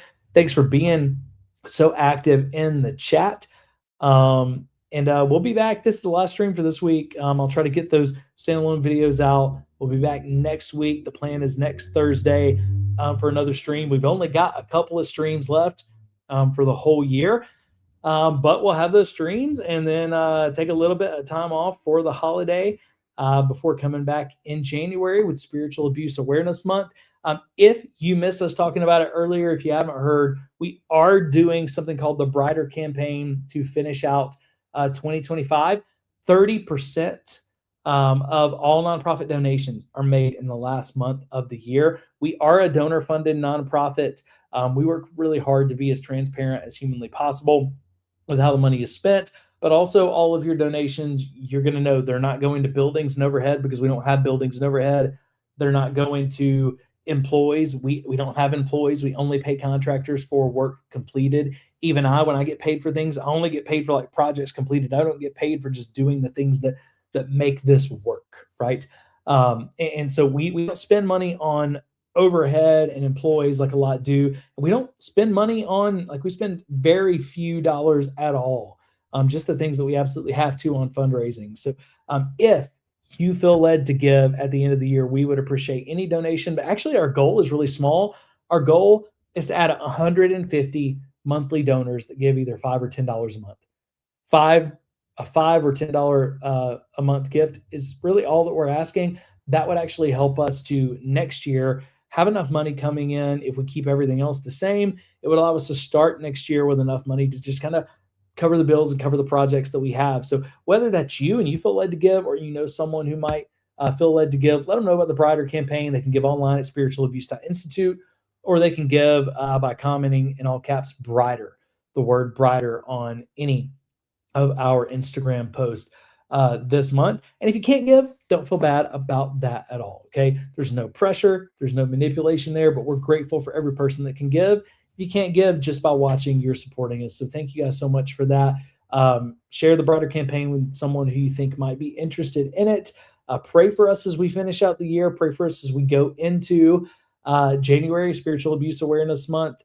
And know that we're praying for you every single day. We love you. We're grateful that you're a part of this community, but I will see you next week. Until then, grace and peace.